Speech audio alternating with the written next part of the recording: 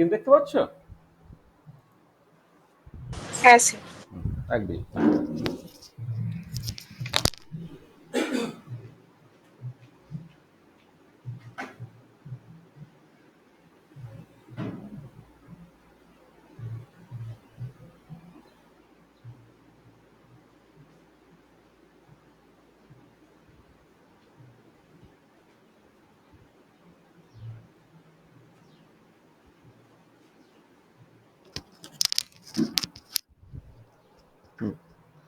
আচ্ছা, তাহলে আমরা আগের দিন যেটা দেখেছি সেটা বেসিক্যালি তোমার Compton effect.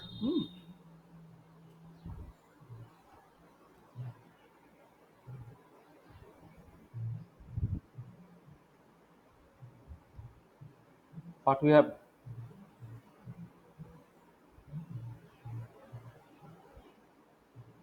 discussed in the last lecture,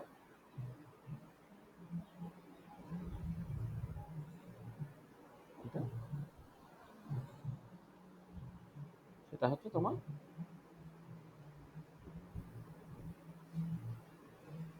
Compton. আচ্ছা, কম্পটন এফেক্টে তুমি কি অ্যাকচুয়ালি দেখলে? যেটা দেখলে সেটা হচ্ছে এই যে ধরো একটা ক্রিস্টাল আছে,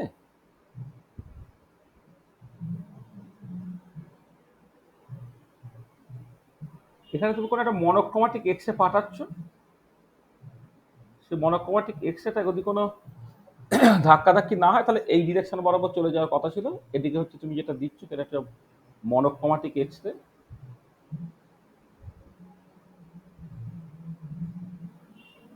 ক্রোমাটিক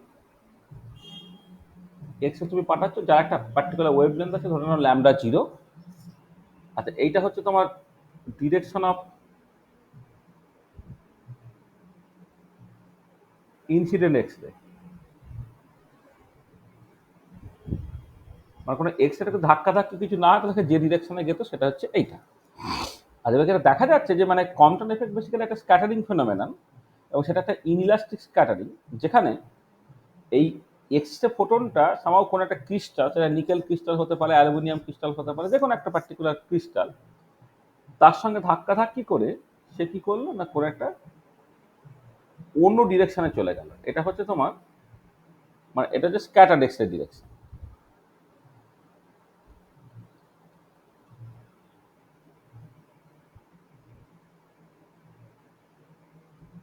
এটা হচ্ছে স্ক্যাটার্ড এক্স রে ডিরেকশন। এবং যে স্ক্যাটার্ড এক্স রে যেটা, তার ধরে নাও একটা ওয়েভলেন্থ আছে ল্যামডা। এই স্ক্যাটার্ড এক্স রেটা ইনসিডেন্ট এক্স রের সঙ্গে যে অ্যাঙ্গেলটা করছে সেটা হচ্ছে থিটা, ধরে নাও সেটা তোমার স্ক্যাটারিং অ্যাঙ্গেল। তাহলে ল্যামডা 0টা হচ্ছে তোমার wavelength of incident X ray,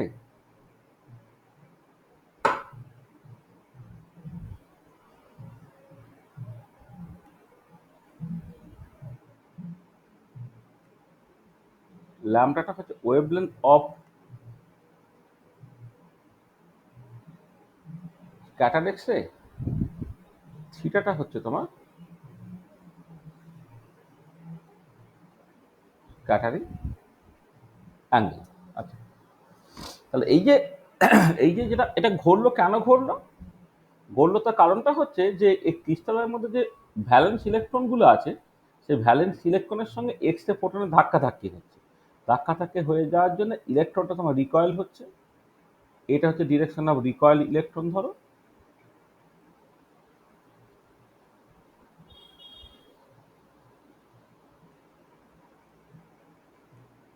এটা হচ্ছে রিকয়েল ইলেকট্রন, ঠিক আছে? এবং এখানে ধরো একটা অ্যাঙ্গেল করতে পারো, সেটা হচ্ছে ফাই।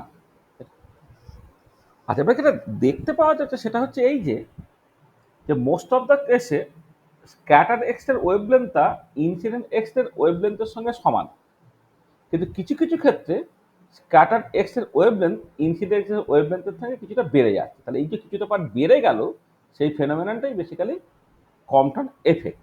তাহলে ব্যাপারটা হচ্ছে কি যে in most of the cases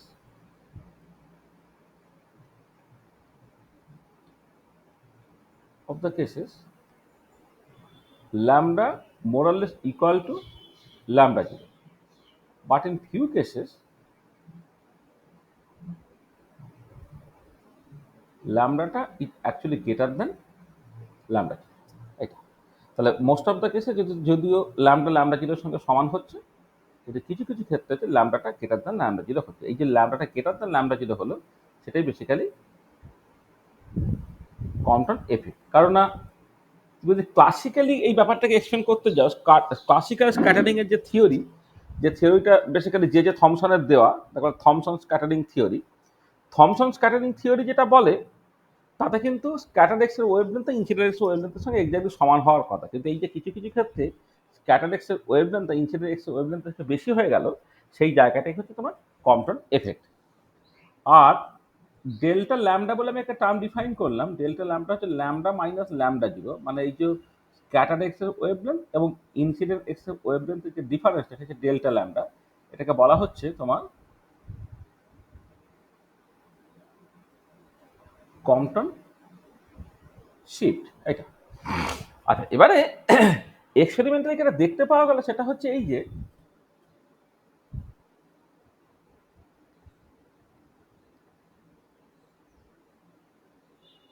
experiment shows that এক নম্বর হচ্ছে এই যে ডেল্টা ল্যামডাটা বা কম্পটন শিফট যেটা ল্যামডা মাইনাস ল্যামডা 0, এইটা ইজ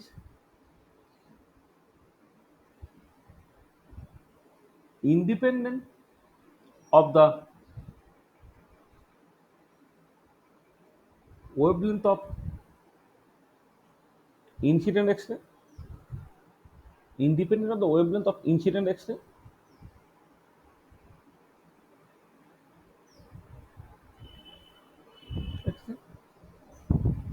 দু নম্বর হচ্ছে delta lambda is independent of the material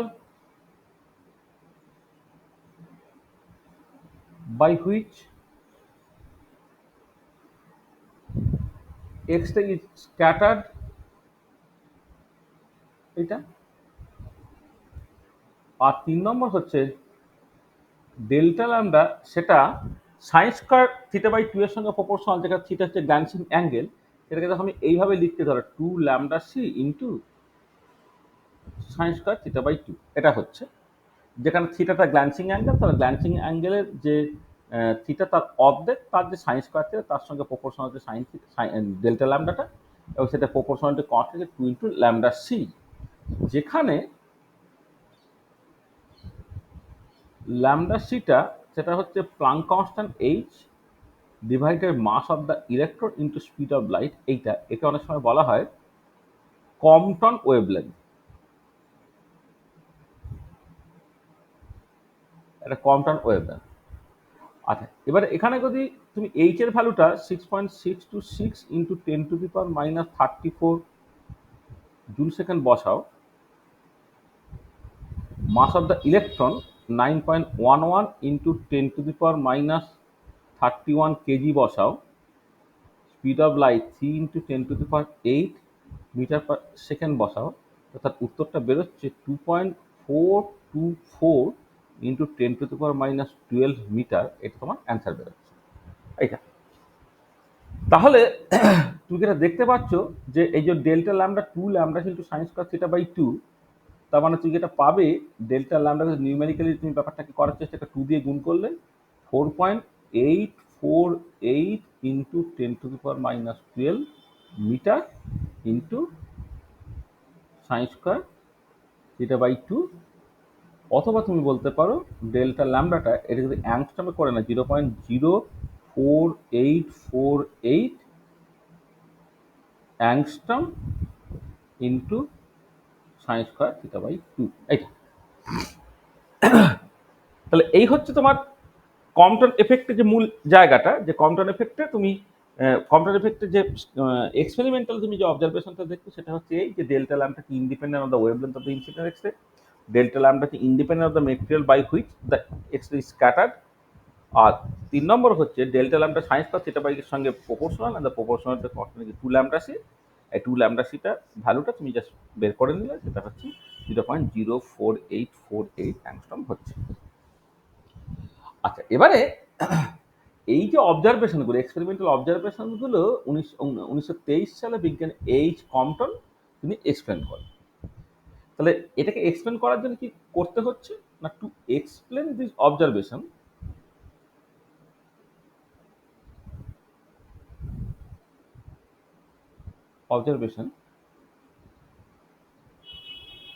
Compton considered X-ray as a collection of photons, each having an energy E equal to h nu and momentum P equal to h over lambda। মানে এই ফেনোমেনটাকে explain করার জন্য আমরা যে ভিডিওটা দিয়েছি তাতে তুমি দেখবে, সেটা আমরা খুব ভালো করে দেখিয়েছি যে এটাকে এক্সপ্লেন করার জন্য তাকে যেটা ধরে নিতে হচ্ছে, ওই যে বেসিক্যালি এটাকে টু বডি কলিশনের মতো করে দেখছেন, যে ফোটনের সঙ্গে ইলেকট্রনের বেসিক্যালি ধাক্কাধাক্কি হচ্ছে, সেখানে মোমেন্টামের কনজারভেশন, এনার্জি কনজারভেশন, এই প্রিন্সিপালগুলোকে ব্যবহার করতে হবে। তাই এনার্জি কনজারভেশন এবং মোমেন্টাম কনজারভেশন ব্যবহার করতে গেলে যে করসপন্ডিং ফোটনটা, সেটা ওয়ান অফ দ্য কম্পোনেন্ট, একটা হচ্ছে ইলেকট্রন, একটা হচ্ছে তোমার ফোটন। এই ফোটনের একটা ডিসক্রিট এনার্জি আছে যেটা এইচ নিউ, আর ফোটনের সঙ্গে অ্যাসোসিয়েটেড একটা মোমেন্টাম আছে পি, সেটা হচ্ছে এইচ ওভার ল্যাম্বডা।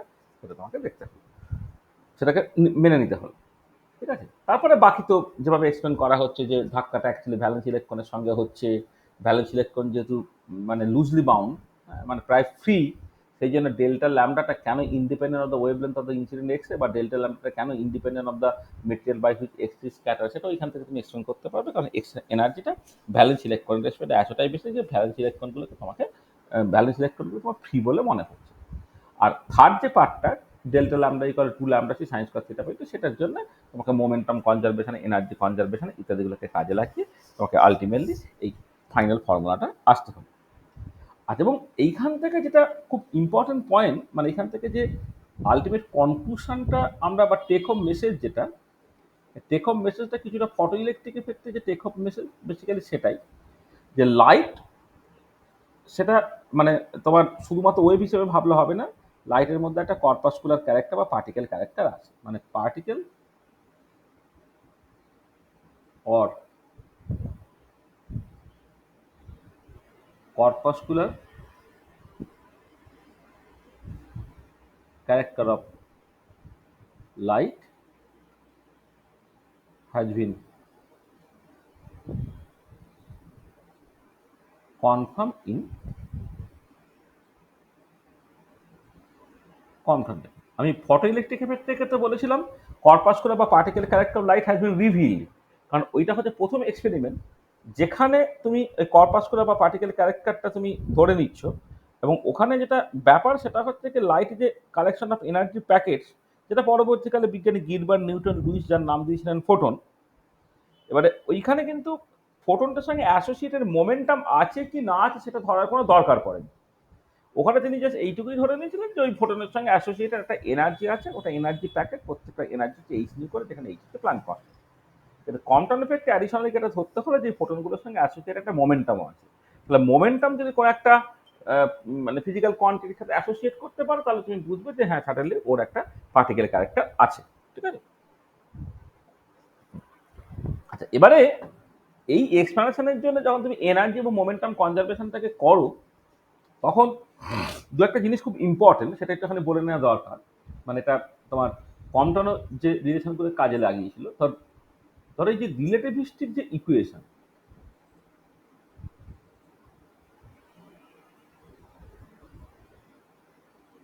এখানে রিলেটিভিস্টিক ইকুয়েশনসগুলোর খুব ইম্পর্টেন্স আছে। মানে এই যে ফোটনের সঙ্গে অ্যাসোসিয়েটেড মোমেন্টাম থাকা আর যে কোনো একটা ম্যাসিভ পার্টিকেলের সঙ্গে অ্যাসোসিয়েটেড মোমেন্টাম থাকা, দুটোর মধ্যে কিন্তু তফাৎ আছে। দেখো, নন রিলেটিভিস্টিক থিওরিতে মাস হচ্ছে কোন একটা পদার্থের ফান্ডামেন্টাল প্রপার্টি, মোমেন্টামটা হচ্ছে মাস ইন্টু ভেলোসিটি দিয়ে তোমাকে বের করতে হয়, মানে যার মাস আছে তার মোমেন্টাম আছে। কিন্তু এরকম কি কখনো হতে পারে যে মাস নেই অথচ মোমেন্টাম আছে? রিলেটিভিটি তোমাকে সেই সাহায্যটা করবে যে মাস না থাকেও কিন্তু মোমেন্টাম হতে পারে। মানে তুমি যদি নন রিলেটিভিস্টিক ইকুয়েশন দেখো, যার উপরে নিউটনিয়ান মেকানিক্স দাঁড়িয়ে আছে, নন রিলেটিভিস্টিক মেকানিক্সে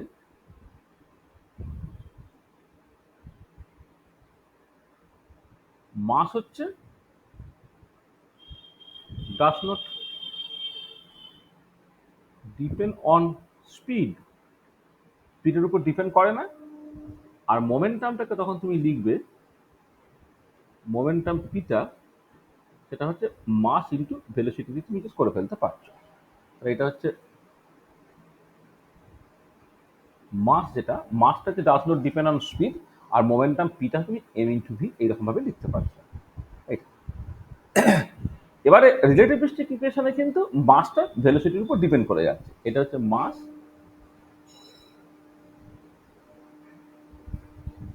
ডিপেন্ডস অন স্পিড। আচ্ছা, কিরকম ভাবে স্পিডের উপর ডিপেন্ড করছে? সে আইনস্টাইনের বিখ্যাত relation M equal to M zero by root over of 1 minus V square by C square. এইটা হচ্ছে সকল রিলেটিভিস্টিক ইকুয়েশনটা। দেখো, যেখানে ভি যদি জিরো হতো, if V equal to zero then M equal to M zero, এইটাকে বলা হবে রেস্ট মাস।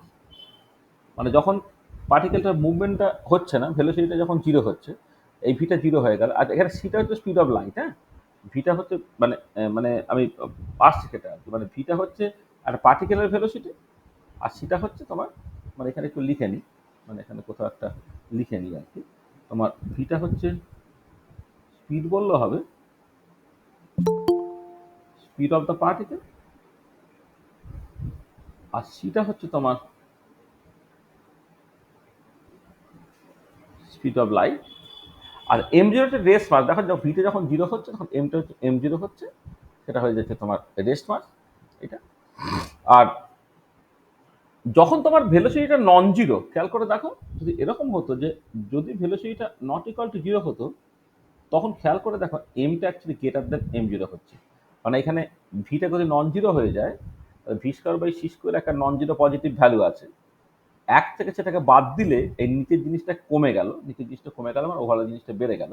অর্থাৎ যদি একটা পার্টিকেল মুভ করে, তার যে মাসটা রেস্ট অবস্থা, তার যে মাস ছিল তার তুলনায় মাসটা কিন্তু বেড়ে যাচ্ছে। আচ্ছা, এবার একটা স্পেশাল কেস দেখো, ফর ফোটন কি হবে। ফর ফোটন, ফোটনের ভেলোসিটি তো লাইটের স্পিডের সঙ্গে সমান, মানে ফোটনের স্পিড লাইটের স্পিড তো সমান হয়ে যাচ্ছে এটা। তখন কি হচ্ছে, যে ডিনোমিনেটর পার্টটা,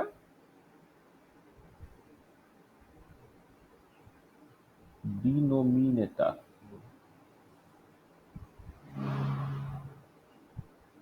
তখন কি হচ্ছে দেখো,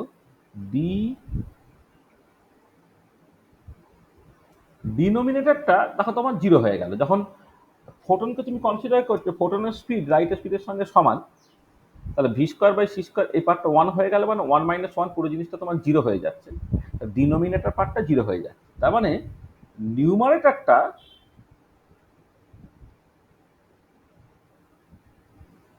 হ্যাজ টু বি জিরো। ডিনোমিনেটরটা যদি জিরো হয়ে গেছে, নিউমারেটরটা জিরো হতে হবে, না হলে কি হচ্ছে, এই ইকুয়েশনটার কোনো ভ্যালিডিটি থাকে না। উপরটা যদি তোমার ফাইনাইট কোয়ান্টিটি হয়, নিচটা যদি জিরো হয়, তাহলে finite quantity divided by zero হচ্ছে তোমার আনডিফাইন্ড হয়ে যাচ্ছে। তাহলে ডিনোমিনেটর যখন জিরো হয়ে গেছে, ফোটনের ক্ষেত্রে যেহেতু ফোটন লাইটের স্পিডে মুভ করে, ডিনোমিনেটর যখন জিরো হয়ে যাচ্ছে, তখন নিউমারেটরটা জিরো তোমার হতেই হবে। আর নিউমারেটরটা জিরো হতে হবে মানে কি হচ্ছে, তার মানে এটা ইমপ্লাই করছে কি না, এম জিরোটা হচ্ছে তোমার জিরো। তার মানে কি দাঁড়াচ্ছে, হচ্ছে যে for photon rest mass m zero equal to zero. দেখো, this is very very important, যে ফোটনের ক্ষেত্রে কিন্তু তোমার রেস্ট মাসটা জিরো হয়ে যায়। এটা মানে ফোটনের ক্ষেত্রে তোমার রেস্ট মাস কিন্তু সবসময় জিরো হবে। তাহলে খেয়াল করো, তাহলে যে ফোটনে কিন্তু মাস নেই, স্টিল ফোটনের মোমেন্টাম আছে, যে ফোটনের মোমেন্টামটা p equal to H over lambda আমি লিখছি। তার মানে এই যেরকম একটা নন রিলেটিভিস্টিক মেকানিক্স এরকম ধারণা হয়েছিল যে মাস থাকলে তবে মোমেন্টাম থাকবে, মাসের সঙ্গে ভেলোসিটি গুণ করে তোমাকে মোমেন্টাম পেতে হবে, রিলেটিভিস্টিক ইকুয়েশনে কিন্তু সেটা নো লঙ্গার ভ্যালিড এটা। এবং এর সঙ্গে সঙ্গে আরেকটা ইম্পর্টেন্ট পয়েন্ট, সেটা হচ্ছে যে ফর এনি ম্যাসিভ পার্টিকেল, যে কোনো ম্যাসিভ পার্টিকেল যদি হয় যার এম জিরোটা not equal to zero, for any massive particle speed cannot be greater equal to the speed of light। মানে একটা ম্যাসিভ পার্টিকেলের জন্য তোমার স্পিডটা সেটা কখনই লাইটের স্পিডের সমান বা তার থেকে বেশি হতে পারবে না। কেন? তুমি এই ইকুয়েশনটা খেয়াল করে দেখো, যদি ভেলোসিটিটা তোমার সামহাউ জিরো হয়ে যায়, ভেলোসিটি যদি লাইটের স্পিডের সঙ্গে সমান হয়ে যায়, তার নিচটা জিরো হয়ে যায়। আর ভেলোসিটি যদি লাইটের স্পিডের থেকে বেশি হয়ে যায়, নিচের পার্টটা রুটের মধ্যে একটা নেগেটিভ জিনিস চলে আসে, যেটা বেসিক্যালি তোমার ইমাজিনারি হয়ে যায়, তখন ইকুয়েশনটা সিম্পলি মানে থাকছে না। For any massive particle speed cannot be greater equal to zero, মানে যে কোনো ম্যাসিভ পার্টিকেল তার স্পিডটা সবসময় লাইট স্পিডের থেকে কম হবে। This is the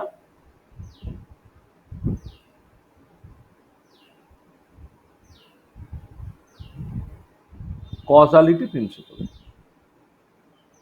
this is the causality principle. ঠিক আছে, এইটা হচ্ছে আমার কজালিটি প্রিন্সিপাল। মানে কজালিটি প্রিন্সিপালটা তুমি জাস্ট এরকম ভাবে কোয়ালিটেটিভলি ভাবতে পারো যে আমাদের যে নর্মাল ধ্যান ধারণা, তাতে যে কোনো ইনফরমেশন অ্যাট মোস্ট যে স্পিডে মুভ করতে পারে সেটা হচ্ছে লাইটের স্পিডে। এবং সেটা হয় বলেই হচ্ছে তুমি যেটা দেখতে পাও সেটা হচ্ছে কোনো একটা ঘটনা ঘটলো, হ্যাঁ, ধরো তুমি একটা কিছু দেখতে পেলে, মানে মানে একটা মানে কোনো একটা ইনফরমেশন পেলে, মানে ইনফরমেশনটা যখন পাচ্ছ তার আগে কিন্তু ঘটনাটা ঘটে গেছে, অর্থাৎ এফেক্টটা বা ফলটা পাচ্ছ কারণটা ঘটে যাওয়ার পরে। মানে বমটা ফাটলো, তারপর তুমি আওয়াজটা পেলে, বা ওখানে একটা কিছু ঘটলো, তারপর তুমি তার ইনফরমেশনটাকে পেলে বা খবরটা পেলে। তার মানে আগে কারণ, তারপরে হচ্ছে তার ফল। এবং এই পুরো যে সিনারিওটা দাঁড়িয়ে আছে কারণ ইনফরমেশন কোনোভাবেই লাইটের স্পিড বা তার থেকে লাইটের স্পিডে বা তার থেকে কম স্পিডে প্রোপাগেট করে, তার থেকে বেশি স্পিডে কোনোভাবে প্রোপাগেট করতে পারে না। কিন্তু সামথিং যদি সেটা লাইটের স্পিডের থেকে বেশি স্পিডে মুভ করে যায়, তখন কিন্তু দেখো তোমার এই এই যে আগে কারণ পরে ফল না হয়, অ্যাজ ইফ যেন আগে তুমি ফল পেয়ে যাবে, তারপরে হচ্ছে কারণ ঘটবে। এইটা যে এটাকে বলা হচ্ছে কজালিটি প্রিন্সিপাল, অর্থাৎ যে কোনো ম্যাসিভ পার্টিকেলের স্পিড হচ্ছে লাইটের স্পিড তার থেকে অলওয়েজ কম হবে। ঠিক আছে,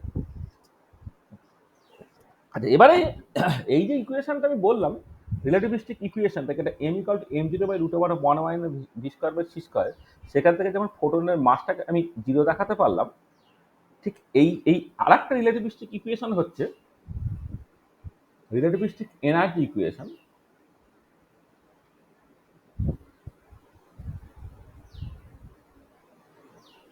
রিলেটিভিস্টিক এনার্জি ইকুয়েশন, তো নন রিলেটিভিস্টিক এনার্জি ইকুয়েশনে পোটেনশিয়াল এনার্জি যদি থাকে তো ঠিক আছে, কিন্তু কাইনেটিক এনার্জি তোমার P square by twice M হয়। মানে তুমি যদি এদিকে নন রিলেটিভিস্টিক এনার্জি ইকুয়েশনটাকে দেখো,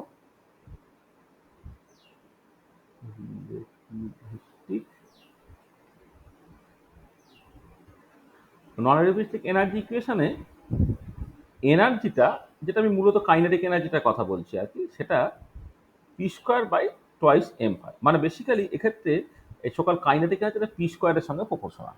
এটা কাইনেটিক এনার্জি পি স্কোয়ারের সঙ্গে প্রপোর্শনাল হয় এটা। আর রিলেটিভিস্টিক এনার্জি ইকুয়েশনে কি হয় না, এটা যখন তুমি লিখছো এখানে ঠিক কাইনেটিক এনার্জি বলা যায় না, কাইনেটিক এনার্জির সঙ্গে একটা রেস্ট মাস এনার্জি থাকে। তাহলে এটাকে তোমার বা ই স্কোয়ারটাকে লিখলে আরো ভালো। ই স্কোয়ারটা হচ্ছে P square C square plus M zero square C to the power four. মানে এই হচ্ছে relativistic energy equation. E square হচ্ছে P square C square plus M zero square C to the power four. এটা আচ্ছা, এবারে দেখো তোমার যদি ফর ফোটন তুমি কনসিডার করো, ফর ফোটন এম জিরোটা তোমার জিরো হয়ে গেল, তখন কি হবে? দেন ইটা কি দাঁড়িয়ে গেল? পিসি হয়ে গেল। এই যে পি স্কোয়ার তো P square C square plus M zero square C to the power four.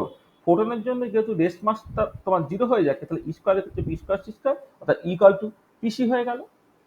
তাহলে এইটা ভীষণ ইম্পর্টেন্ট একটা ইকুয়েশন। এনার্জিতে তুমি মানে মোমেন্টামের সঙ্গে স্পিড গুণ করে করতে পারছো। এবং এই যে তোমার ইকুয়েশনটা দেখো, মানে যেটা রিলেটিভিস্টিক ইকুয়েশনে এনার্জিটা যেখানে পি স্কোয়ারের সঙ্গে প্রপোর্শনাল, আর হয় না রিলেটিভিস্টিক ইকুয়েশনে এনার্জিটা কিন্তু জাস্ট মোমেন্টামের সঙ্গে মানে পি এর সঙ্গে প্রপোর্শনাল। এইটা হচ্ছে একটা এক নম্বর ইকুয়েশন। আচ্ছা, again from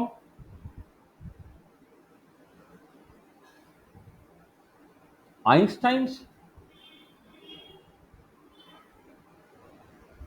explanation of photoelectric effect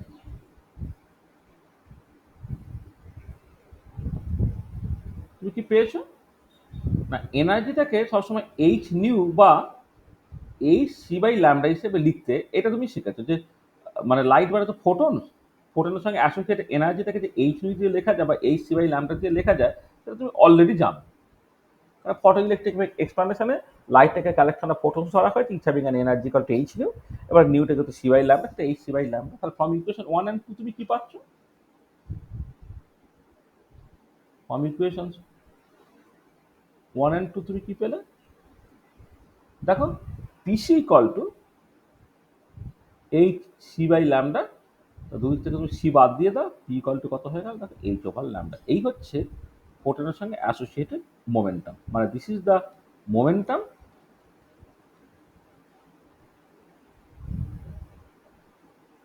momentum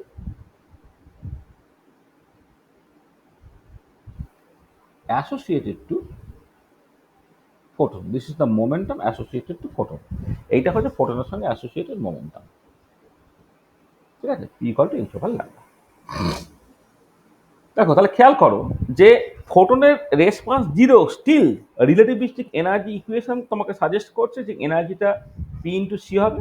R already তুমি জানতো এনার্জিটা ফোটনের জন্য এইচ নিউ বা এইচ সি বাই ল্যামডা, এই দুটোকে তুমি ইকুয়েট করলে সেখান থেকে তুমি পিটা এইচ ওভার ল্যামডা পেয়ে গেলে। দেখো this is the momentum associated to photon.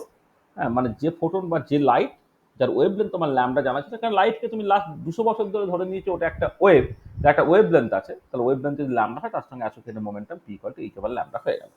এই যে মোমেন্টামটা, এই মোমেন্টামটা অ্যাকচুয়ালি কম্পটন ব্যবহার করেছেন কম্পটন স্ক্যাটারিংকে এক্সপ্লেন করার জন্য। যখন তিনি টু বডি কলিশনের মতো করে গল্পটাকে সাজাচ্ছেন, সেই টু বডি কলিশনের মধ্যে তোমার এনার্জি কনজারভেশন তোমাকে ধরতে হবে, মোমেন্টামের কনজারভেশন ধরতে হবে, যেটা আমি আগের দিনে যে ভিডিওতে দিয়েছি, সেই ভিডিওতে আমি ডিটেলে জাস্ট বলেছি। এনার্জি কনজারভেশন আছে, মোমেন্টাম কনজারভেশন আছে, হ্যাঁ, সেইগুলোকে যদি প্রপারলি তুমি যখন করেছো দেখবে এই P equal to H over lambda ধরে তোমার ক্যালকুলেশনটা হয়েছে। আচ্ছা আচ্ছা, এবারে এই ফোটন না হয়ে যদি কোনো অন্য ম্যাসিভ পার্টিকেল হয়, পরে massive particle which is in motion, তার ক্ষেত্রে এনার্জিটা কি হবে? এনার্জিটা সার্টেনলি এই সব রিলেশন সবগুলোকেই রাখতে হবে, তার একটা মোমেন্টামও আছে। তাহলে এটা হচ্ছে root over P square C square plus M zero square C to the power 4 হলো এটা। একটা নর্মাল যে ইকুয়েশনটা, সেই ইকুয়েশন থেকে পুরো জিনিসটা আসছে। আর যদি এমন হয় যে if the massive particle is at rest, then we can get a rest mass energy. সেই ইটা এখন কি হবে?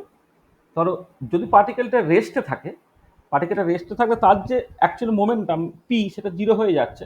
তাহলে ইটা হয়েছে যে root over of M zero square C to the power 4, রুটটাকে সরিয়ে দিলে ওটা হয়ে যাচ্ছে এম জিরো সি স্কোয়ার। দেখো এই সেই বিখ্যাত আইনস্টাইনের equal to M C square relation, যেটা আইনস্টাইনের equal to M C square relation বলা হয়, যে এনার্জি মাস ইকুইভ্যালেন্ট, সেই ইকুইভ্যালেন্সটা হচ্ছে তুমি এখান থেকে দেখতে পাবে। তুমি জাস্ট এখানে পেয়ে যাবে। ধরো যদি এমন হতো যে ইফ এম জিরোটা হচ্ছে 1 অ্যাটমিক মাস ইউনিট, অর্থাৎ 1.67 into 10 to the power minus 27 KG, এইটা কিন্তু তোমার মাস হয়।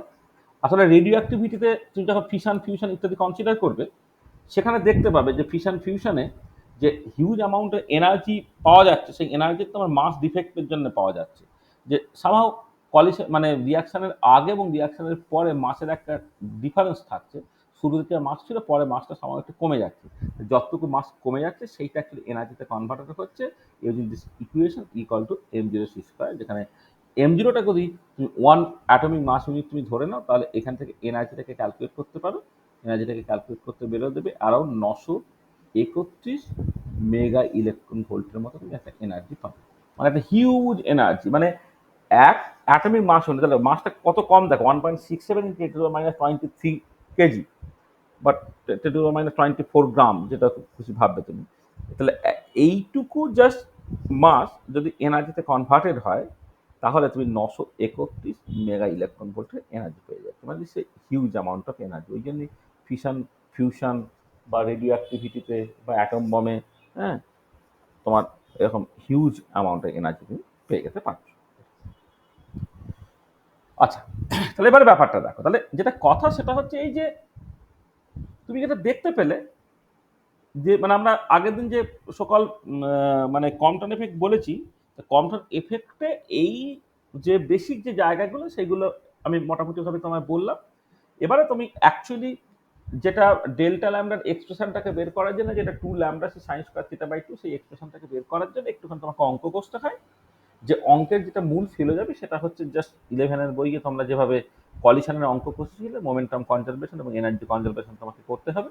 তাহলে মোমেন্টাম কনজারভেশন, এনার্জি কনজারভেশন করার সময় তোমার ফোটনের মোমেন্টাম কত কিলো, এনার্জি কত কিলো, কলিশনের আগে এবং পরে, ইলেকট্রনের মোমেন্টাম এবং এনার্জি কত ছিল কলিশনের আগে এবং পরে, সেই ইনফরমেশনগুলো আমার এই যে এখানে বলে দিলাম সেখান থেকে তুমি পেয়ে যাবে। ওই গিয়ে একটা সিম্পল অঙ্ক কষবে, অঙ্ক কষলে তুমি এই করসপন্ডিং ডেরিভেশন থেকে পেয়ে যেতে পারছো। ঠিক আছে?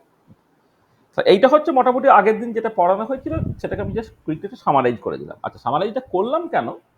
কারণটা হচ্ছে এটা অ্যাকচুয়ালি আমার খুব ইম্পর্টেন্ট, মানে আমি নেক্সট যেটা পড়তে চাচ্ছি আর কি, তার জন্য এই ইনফরমেশনটা খুব ইম্পর্টেন্ট ছিল। সেটা হচ্ছে এই যে ফোটন, তার অ্যাকচুয়ালি একটা দ্বৈত মানে লাইট, তার একটা দ্বৈত সত্তা আছে। লাইটের যে ওয়েভ ক্যারেক্টার আছে সেটা আমরা অনেক আগে থেকেই জানতাম, কিন্তু ফটো ইলেকট্রিক এবং কম্পটন এফেক্ট এক্সপেরিমেন্টে লাইট সে কিন্তু পার্টিকেল বিহেভিয়ারটা শো করলো। এবং সেই পার্টিকেল এমন পার্টিকেল যে পার্টিকেলের সঙ্গে কিন্তু অ্যাসোসিয়েটেড একটা মোমেন্টাম আছে, যেটা P equal to H over lambda, এই ইম্পর্টেন্ট রিলেশনটা আছে। আচ্ছা, এরপরে যখন আমরা ডিবাগলিজ ওয়েভ পার্টিকেল ডুয়ালিটিতে ঢুকতে চলেছি, ডিবাগলিজ ওয়েভ পার্টিকেল ডুয়ালিটির ক্ষেত্রেও কিন্তু সিমিলার কাইন্ড অফ একটা ইকুয়েশন পাচ্ছে, কিন্তু দুটোর মধ্যে বেশি তফাৎ আছে। একটা লাইটের ক্ষেত্রে তুমি ওয়েভ লেন্থ, তাকে ওয়েভ হিসেবে মানতে বা জানতে, তার ওয়েভ লেন্থ আছে বলে তার সঙ্গে অ্যাসোসিয়েটেড একটা মোমেন্টাম আছে। আবার পার্টিকেলের ক্ষেত্রে পার্টিকেলের অলরেডি একটা মোমেন্টাম নিয়ে তুমি জানো, তার মোমেন্টাম আছে বলে তার সঙ্গে অ্যাসোসিয়েট একটা ওয়েভ লেন্থ থাকবে ল্যামডা, সেই ল্যামডাকে তুমি এইচ ওভার টি দিয়ে লিখতে পারবে। তাহলে আমরা সেইভাবে ব্যাপারটাকে সাজাই যে আজকে যেটা নিয়ে আমি আলোচনা করব, মানে what you want to discuss today, মূলত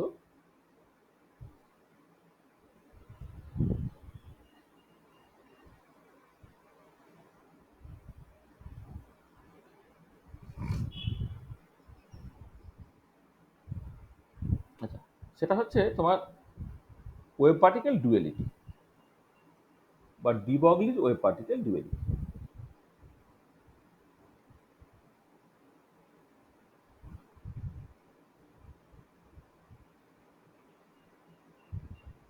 ডিবগলিজ wave particle ডুয়েলিটি।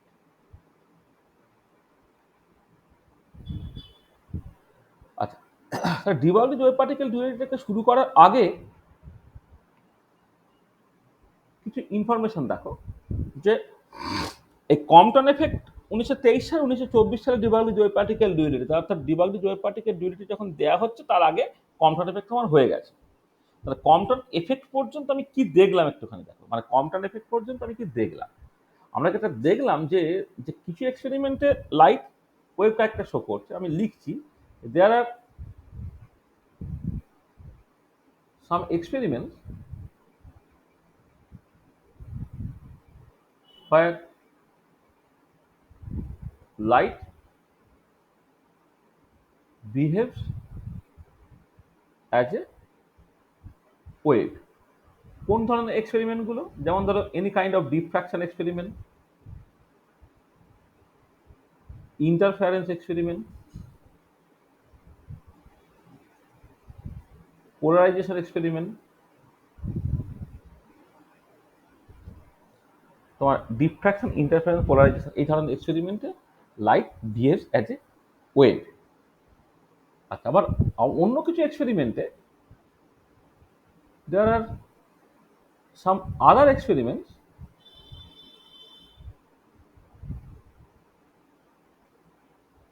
where light behaves as a particle। এই দুটো এক্সপেরিমেন্ট অলরেডি আমরা করলাম, একটা হচ্ছে ফটো ইলেকট্রিক এফেক্ট, একটা হচ্ছে ফটো ইলেকট্রিক এফেক্ট, আর একটা হচ্ছে তোমার কম্পটন এফেক্ট।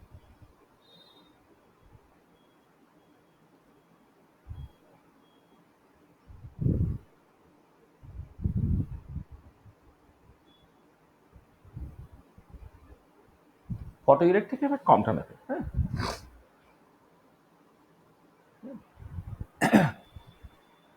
তাহলে দেখো কিছু এক্সপেরিমেন্টে লাইট ওয়েভের মতো বিহেভ করে, কিছু এক্সপেরিমেন্টে লাইট পার্টিকেলের মতো বিহেভ করে। এখানে আমি কি কনক্লুশনে পৌঁছাতে পারি?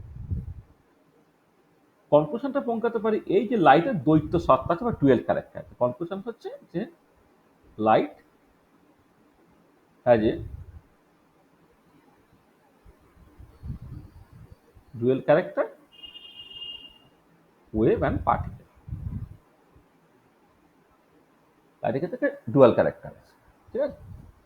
আর এই যে ডুয়াল ক্যারেক্টার একটা আছে, হ্যাঁ, এই ডুয়াল ক্যারেক্টারটা তোমার একটা হচ্ছে ওয়েভ, একটা পার্টিকেল, এবং এর জন্য যেটা তুমি যদি বলো যে যে বেসিক ইকুয়েশনসটা কিন্তু তুমি দেখো এখানে, যেখানে পরিষ্কারভাবে ওয়েভ এবং পার্টিকেলের মধ্যে তোমার যে একটা কানেকশন আছে তুমি বুঝতে পারছো, সেটা সাডেনলি পিটাকে যদি তুমি এইচ ওভার ল্যামডা বলো, সেটাই হচ্ছে তোমার বেসিক ইকুয়েশনটা।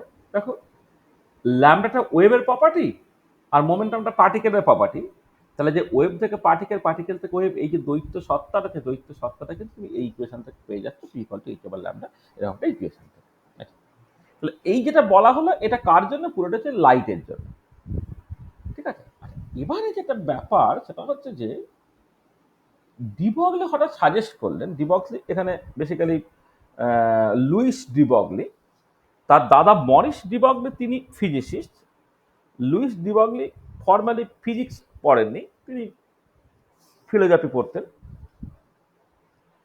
এবারে এই লুইস ডিবগলি তিনি হঠাৎ করে একটা জিনিস ভাবলেন, সেটা হচ্ছে এই যে যে ধরো কম্পটন এফেক্ট, আমি এক্স এর কথা বলছি, তো Compton effect is all about x. তো 1911, 12, 13 এই সময় করে বিজ্ঞানী ব্র্যাগস, তারপর লাও, এরা এক্সরের এক্সরে সেটাতে ইলেকট্রোম্যাগনেটিক রেডিয়েশন, সেইটাকে ধরে ডিফ্র্যাকশন এক্সপেরিমেন্ট করেছে। মানে 1895 সালে বিজ্ঞানী রনজেন এক্স আবিষ্কার করে। 1912-13 সালে, মানে 12 সালে মূলত আর কি, তোমার বিজ্ঞানী ব্র্যাগস, বিজ্ঞানী লাও, এরা একটা ক্রিস্টাল দিতে এক্স ডিফ্র্যাকশন প্যাটার্ন দেখায়, সেটা এক্সপেরিমেন্টে দেখা গেছে। তার মানে যেটা কথা সেটা হচ্ছে যে এক্স রে সে যে ডিফ্র্যাকশন প্যাটার্নটাকে দেখালো, তার কারণটাকে এক্স রে বেসিক্যালি তোমার wave.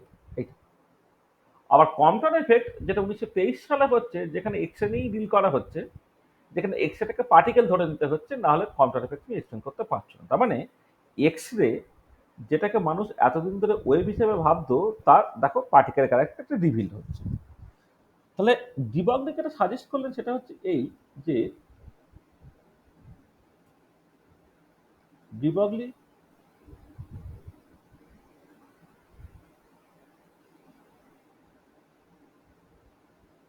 suggested that if X-ray, which was originally considered as a wave,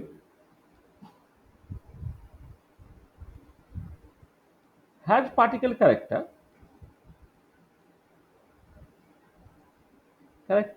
then why not electron, which is considered as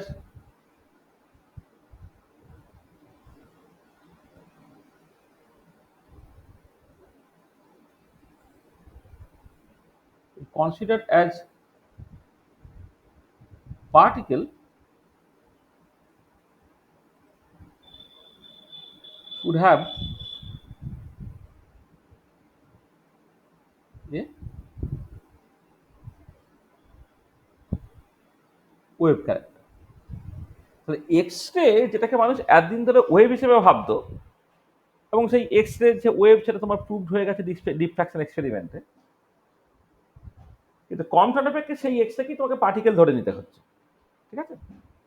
এবারে তিনি যেটা ভাবলেন যে ইলেকট্রন, যেটা প্রায় এক্স রে আবিষ্কারের কাছাকাছি সময়ে আবিষ্কৃত হয়েছে, এটা 1895, এটা 1897, যে ইলেকট্রনটা যে অ্যাকচুয়ালি একটা পার্টিকেল, সেটা তোমার দেখো সেইভাবে প্রুভ তো আগেই হয়ে গেছিল বিজ্ঞানের যে থমসন, যেখানে ই বাই এম রেশিও বের করে দেখিয়েছেন যে ওটার একটা একটা ম্যাসিভ পার্টিকেল সেটা 1913 সালে বোর তিনি ইলেকট্রনটাকে পার্টিকেল হিসেবে ধরেই কিন্তু বোর থিওরি দিয়েছেন, যেটা one of the most successful theory in the history of science, যার জন্য 1922 সালে বোরকে নোবেলও দেওয়া হয়ে গেছে। তার মানে সময়টা বোঝার চেষ্টা করো, 1922 সালে বোর সাহেব নোবেল পাচ্ছে বোর থিওরি যেখানে ইলেকট্রনকে পার্টিকেল ধরা হচ্ছে। 1923 সালে কম্পটন এফেক্ট হয়েছে যেখানে এক্স থেকে তোমার পার্টিকেল ধরা হচ্ছে।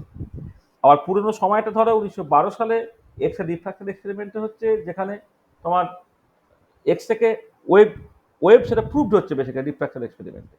আবার তার 1913 সালে তোমার বোর থিওরি হচ্ছে। তার মানে ব্যাপারটা হচ্ছে কেমন ঘেটে ঘুটে যাচ্ছে। তখন লুইস ডি ব্রগলি যেটা সাজেস্ট করলেন সেটা হচ্ছে এই যে যদি এক্স রে, যেটাকে আমি অরিজিনালি ওয়েভ হিসেবে জানতাম, তার যদি পার্টিকেল ক্যারেক্টার থাকে, তাহলে ইলেকট্রন, যেটাকে আমি পার্টিকেল হিসেবে জানি, তার তাহলে ওয়েভ ক্যারেক্টার থাকবে না কেন? ঠিক আছে। আচ্ছা, এবার তিনি বললেন যে তিনি যেটা সাজেস্ট করলেন যে এই ইলেকট্রনের ওয়েভ ক্যারেক্টার আছে। মানে মানে মানে হি অ্যাজিউম, ধরো আমি বলে দিলাম হি অ্যাজিউম, আমি ফাইনালি কনক্লুশনটা পরে আসবে, he assume that electron has a wave character. তিনি অ্যাজিউম করলেন যে ইলেকট্রন একটা ওয়েভ ক্যারেক্টার আছে। আচ্ছা, এবারে সমস্যাটা দেখো, মানে ইলেকট্রনটা যে একটা পার্টিকেল, একটা ফান্ডামেন্টাল পার্টিকেল, তার তো এনাফ ডিরেক্ট এবং ইনডিরেক্ট এক্সপেরিমেন্টাল এভিডেন্সেস আছে এবং সেটা সায়েন্টিফিক কমিউনিটি মেনেও নিয়েছে। হ্যাঁ, মানে ইলেকট্রনকে ইভেন তুমি মানে একটা গ্যাসকে আয়নাইজ করতে ইলেকট্রন আলাদা করে বের করতে পারো, সেটা জাস্ট এ মোমেন্টাম, এগুলো সবই মানে বেসিক্যালি প্রুভড। মানে মূলত যে জায়গাটা ভীষণ ইম্পর্টেন্ট সেটা হচ্ছে যে ইলেকট্রনটাকে পার্টিকেল ধরেই কিন্তু তোমার বোর থিওরি এসেছে, বোর কোয়ান্টাইজেশন রুল এসেছে। এবং বোর কোয়ান্টাইজেশন রুল থেকে তুমি যে এনার্জি এক্সপ্রেশন পেয়েছো, সেখান থেকে অনেক long lasted experimental problem solve করে দেওয়া হয়েছে। মানে বামার সিরিজ এক্সপ্লেন করতে পারা গেছে, অন্যান্য অ্যাটমিক স্পেক্ট্রা এক্সপ্লেন করতে পারা গেছে। তার মানে হঠাৎ করে তুমি একটা বাচ্চা ছেলে, তুমি যদি হঠাৎ বলতে থাকো যে না ইলেকট্রনটা একটা পার্টিকেল না, একটা ইলেকট্রনটা ওয়েভ, সেটা লোকে মানবে কেন, তাই না? তাহলে তাহলে যখনই ইলেকট্রনকে ওয়েভ বললেন, তখন যে সমস্যাটা আসছে সেটা হচ্ছে এই যে তাহলে what should be the what should be the wavelength associated to electron. তাহলে তুমি যখন বললে যে ইলেকট্রনটা একটা ওয়েভ, তাহলে নেক্সট প্রশ্নটা যেটা আসবে সেটা হচ্ছে যে তাহলে সেই ইলেকট্রনের ওয়েভলেন্থ কতটা? আচ্ছা ভাই, ইলেকট্রনের ওয়েভলেন্থ কতটা সেটা তুমি বুঝবে কি করে? তিনি যেটা বললেন যে যে wavelength should be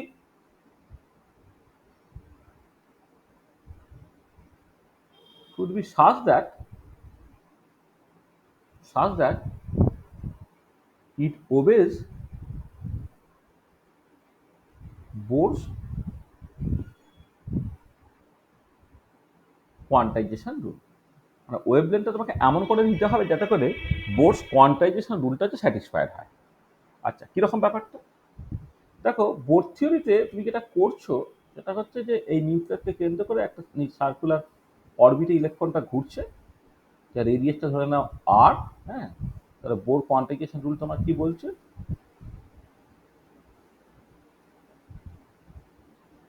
quantisation rule বলছে যে এখানে ঘুরলে অ্যাঙ্গুলার মোমেন্টের এম ভি আরটা হচ্ছে তোমার এন, এইচ ওভার 2 পাই হবে। এটা হচ্ছে তোমার বোর্স কোয়ান্টাইজেশন রুল। এটা হচ্ছে বোর্স কোয়ান্টাইজেশন রুল। ঠিক আছে, তাহলে ওয়েভলেন্থটা এমনভাবে নিতে হবে যাতে করে তোমার বোর্স কোয়ান্টাইজেশন রুলটা স্যাটিসফাইড হয়। আচ্ছা আচ্ছা, বোর থিওরিতে আরো যেটা মোদ্দা কথা সেটা হচ্ছে এই অরবিটগুলো কিন্তু স্টেশনারি, অর্থাৎ নির্দিষ্ট অরবিটে যখন ইলেকট্রনটা থাকছে তখন সে এনার্জি নিচ্ছ না বা দিচ্ছ না, অর্থাৎ এই অরবিটে এনার্জিটা ফিক্সড, অর্থাৎ অরবিটগুলো স্টেশনারি। আচ্ছা, de Broglie suggested that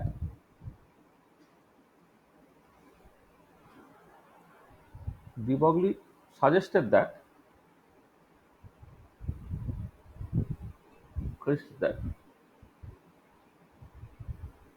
to have a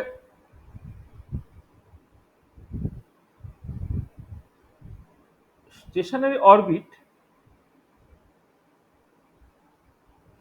you have a stationary orbit. Sorry,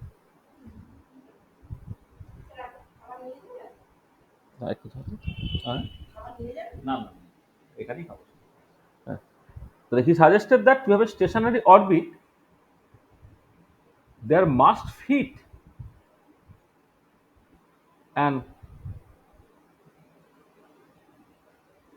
integral number of waves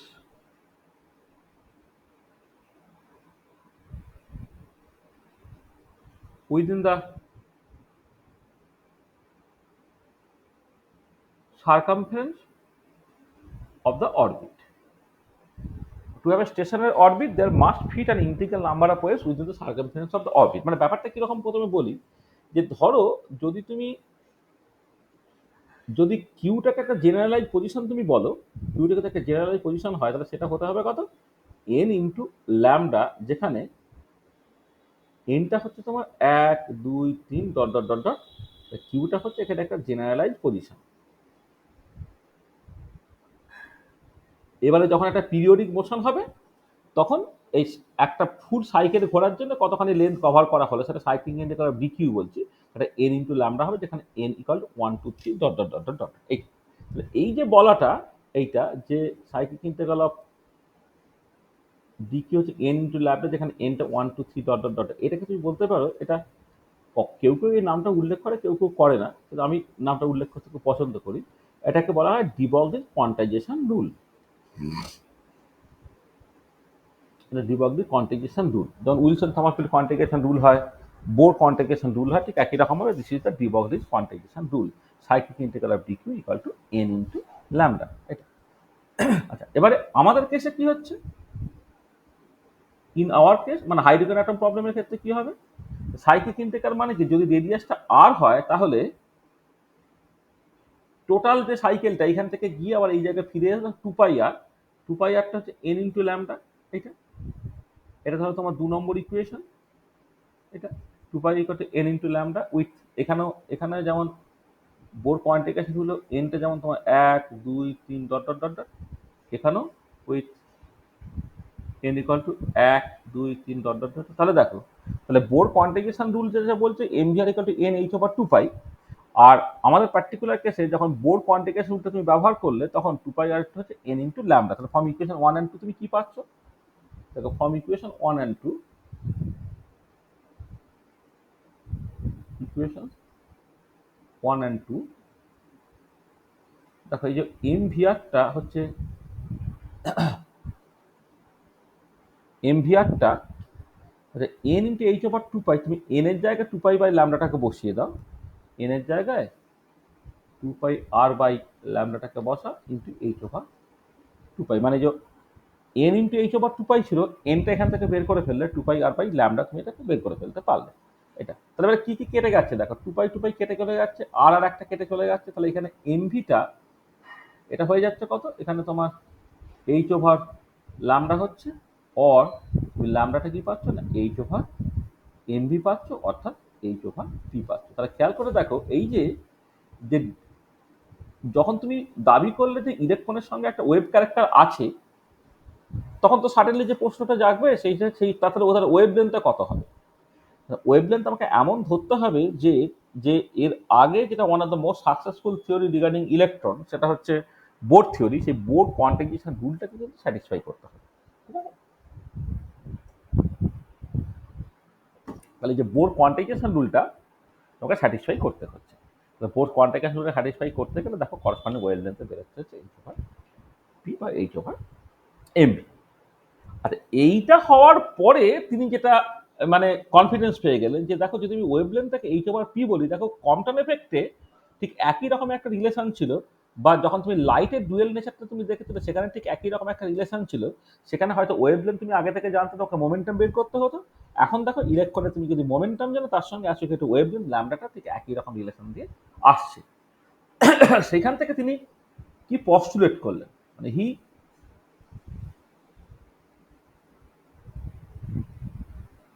postulated that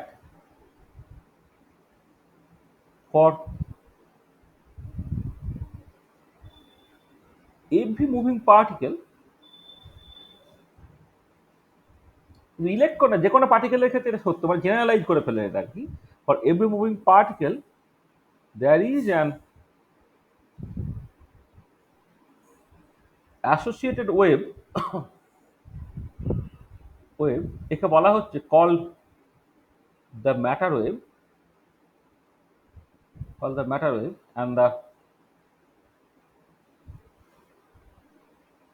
wavelength of this matter wave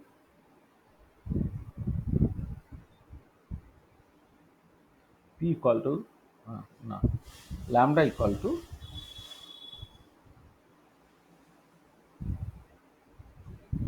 h over mv বা h over p।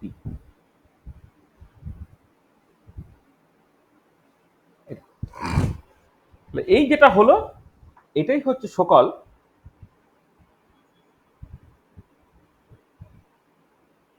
de Broglie hypothesis. For every moving particle there is an associated wave called the matter wave, and the wavelength of this matter wave lambda সেটা হচ্ছে h over mv বা h over p। ঠিক আছে? আচ্ছা, এই জায়গাটা পরিষ্কার কিভাবে তোমার actually de Broglie wave particle ডুয়ালিটিটা এলো বা ডি ব্রগলি হাইপোথিসিসটা এলো, সেই জায়গাটা তোমাদের কাছে পরিষ্কার? কোনো অসুবিধা আছে? ঠিক আছে না? আচ্ছা, মানে এইখান থেকে কিন্তু দু একটা ন্যাচারাল কোশ্চেন তোমার চলে আসে। যখন তুমি বললে যে মানে এই ইলেকট্রন বা যে কোনো পার্টিকেলের সঙ্গে অ্যাসোসিয়েটেড ওয়েভ আছে, তাহলে নেক্সট প্রশ্নটা যেটা জানতে পারে যে what is the nature of this matter wave, what is the nature of this matter wave. তাহলে এই যে তুমি বলছো যে কোনো একটা পার্টিকেল ইলেকট্রনের সঙ্গে অ্যাসোসিয়েটেড ওয়েভটা হচ্ছে ম্যাটার ওয়েভ, সেই ম্যাটার ওয়েভটা কেমন হয়? প্রথম যেটা দিয়ে তুমি স্টার্ট করতে পারো সেটা হচ্ছে যে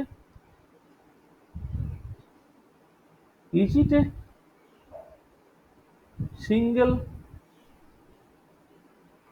ordinary wave or plane wave having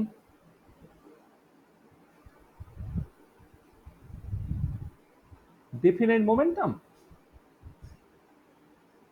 এটা কি এরকম জাস্ট একটা সিঙ্গেল অর্ডিনারি ওয়েভ যেগুলো আর কি, একটা সিঙ্গেল না করে একটা সিম্পল দিকগুলো হবে, মানে is it a simple ordinary wave or plane wave having definite momentum? মানে ব্যাপারটা কি, দেখো একটা নর্মাল ওয়েভ যখন তুমি কনসিডার করো, ধরো এই ধরনের একটা ওয়েভ ধরো তুমি কনসিডার করছো, এইটা ধরো ওয়েভগুলো আছে, এটা তো একদম একটা অর্ডিনারি ওয়েভ, একদম একটা অর্ডিনারি ওয়েভ। এটা হয়তো ঠিক আছে একটা মিন পজিশন তুমি যখন ভাবতে পারো, মিন পজিশনের রেসপেক্টে সে অ্যাকচুয়ালি অসিলেট করছে, একটা মিন পজিশন তুমি ভেবে নিলে সেই মিন পজিশনের অ্যাবাউটে সে বেসিক্যালি অসিলেট করছে, একটা অর্ডিনারি ওয়েভ আছে। এটা কোনো একটা কেউ অরিজিন ফরিজিন যদি এরকম ঠিক করে দেয়, যদি অরিজিন ঠিক করে দেয়, তাহলে এই দিকটা তোমার প্লাস ইনফিনিটি দিকে যায়, সেটা মাইনাস ইনফিনিটি এটা একটা অর্ডিনারি ওয়েভ। এর একটা ডেফিনাইট মোমেন্টাম আছে, তাই তো? এর একটা ডেফিনাইট মোমেন্টাম আছে। আচ্ছা, এবারে এই ওয়েভের জন্য তার যে ভেলোসিটি সেটা কি হয়?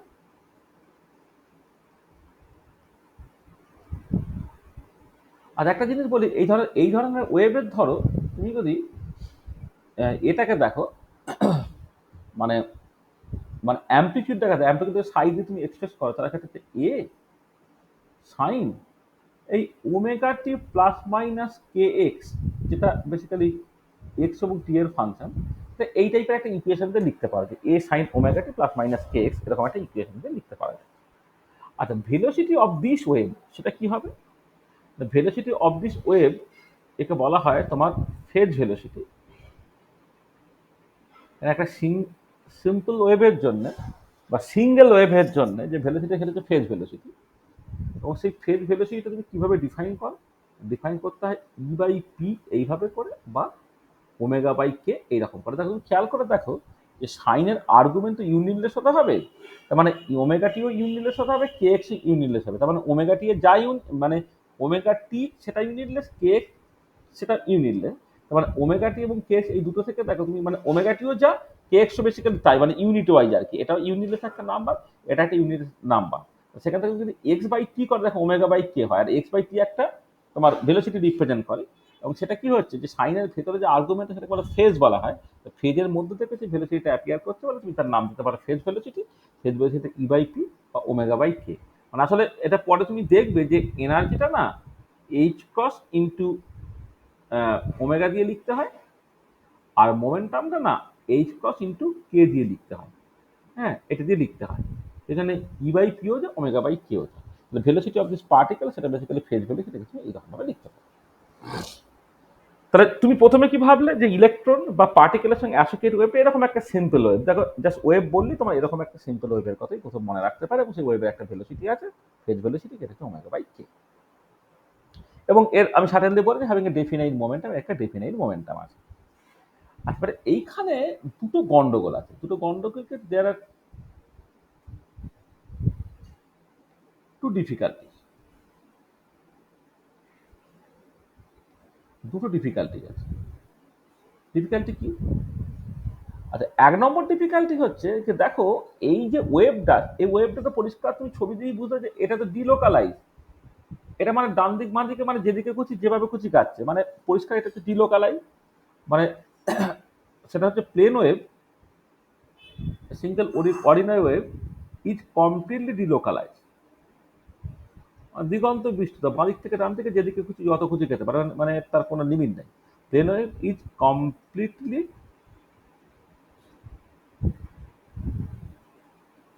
ডিলোকালাইজ। হ্যাঁ, প্লেন ওয়েভটা কমপ্লিটলি ডিলোকালাইজ এটা। কিন্তু বাট পার্টিকেল ইজ লোকালাইজ। তাহলে ইলেকট্রন সেটা একটা সার্টেন জায়গার মধ্যেই থাকে।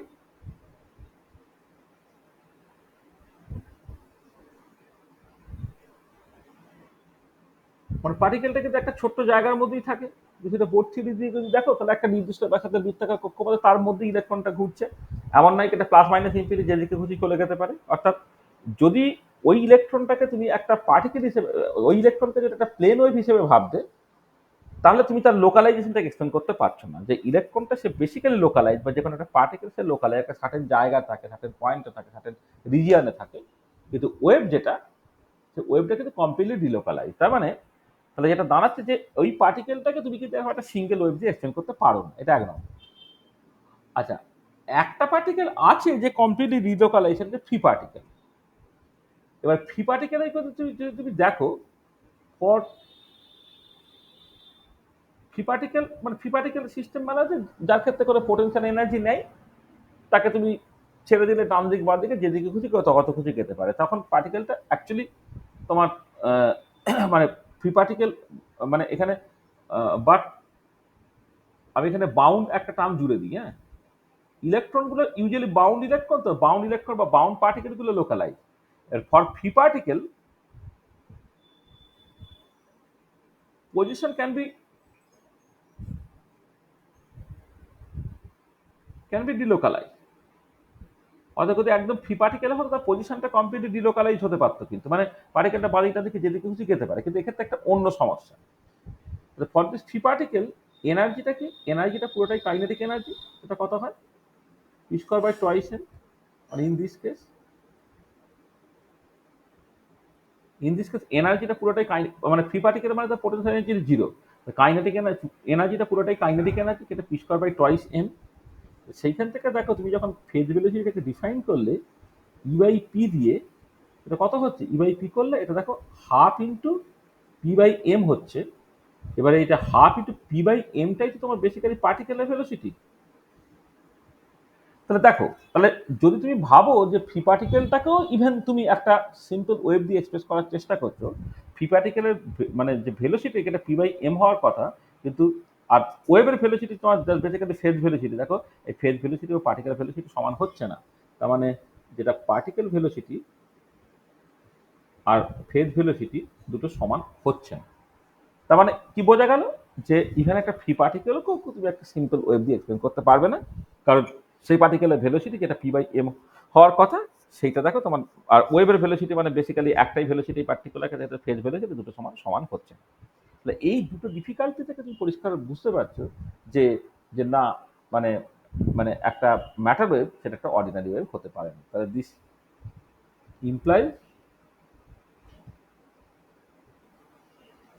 implies that matter wave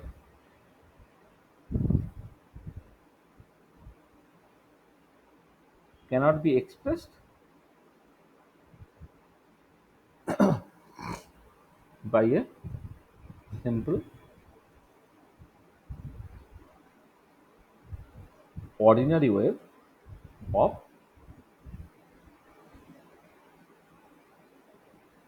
definite momentum। এটা বুঝতে পারলে যে প্লেন ওয়েভটা জাস্ট এখন অর্ডিনারি ওয়েভ নয়, ঠিক আছে? বুঝতে পেরেছো? হ্যাঁ স্যার, বুঝতে পেরেছি। আচ্ছা আচ্ছা, এবারে নেক্সট যেটা হতে পারে তোমার, যে এটা কি এরকম, is it A superposition of infinite number of plane waves with different momentum? এরকম কি হতে পারে যে ডিফারেন্ট মোমেন্টামওয়ালা যে প্লেন ওয়েভগুলো আছে তার একটা সুপার পজিশন তুমি নিয়ে নিচ্ছ? ধরো এরকম একটা বললাম যে তোমার জাস্ট ধরো একটা ওয়েভ ছিল এরকম দেখতে, এ sine omega t plus minus কে এক্স, ধরো এইটা। এবারে তার এনার্জি হয়তো বিভিন্ন রকম হতে পারে, তার মোমেন্টাম বিভিন্ন রকম হতে পারে। আমি ওই জন্য এটা ওমেগা আই, এটা কে আই লিখেছি। ধরে নাও এটা এআই তুমি লিখলে, এইটার সমস্ত রকমের আইটা ইকুয়াল টু ধরে নাও 1 থেকে প্রায় মোরালেস ইনফিনিটি করে তুমি যে একটা ওভারঅল রেজাল্টেন্ট ওয়েভ ফাংশন তুমি মানে ওয়েভ ক্যালকুলেট করছো এরকম। মানে infinite number of plane shape তার সুপার পজিশন তুমি নিয়েছো।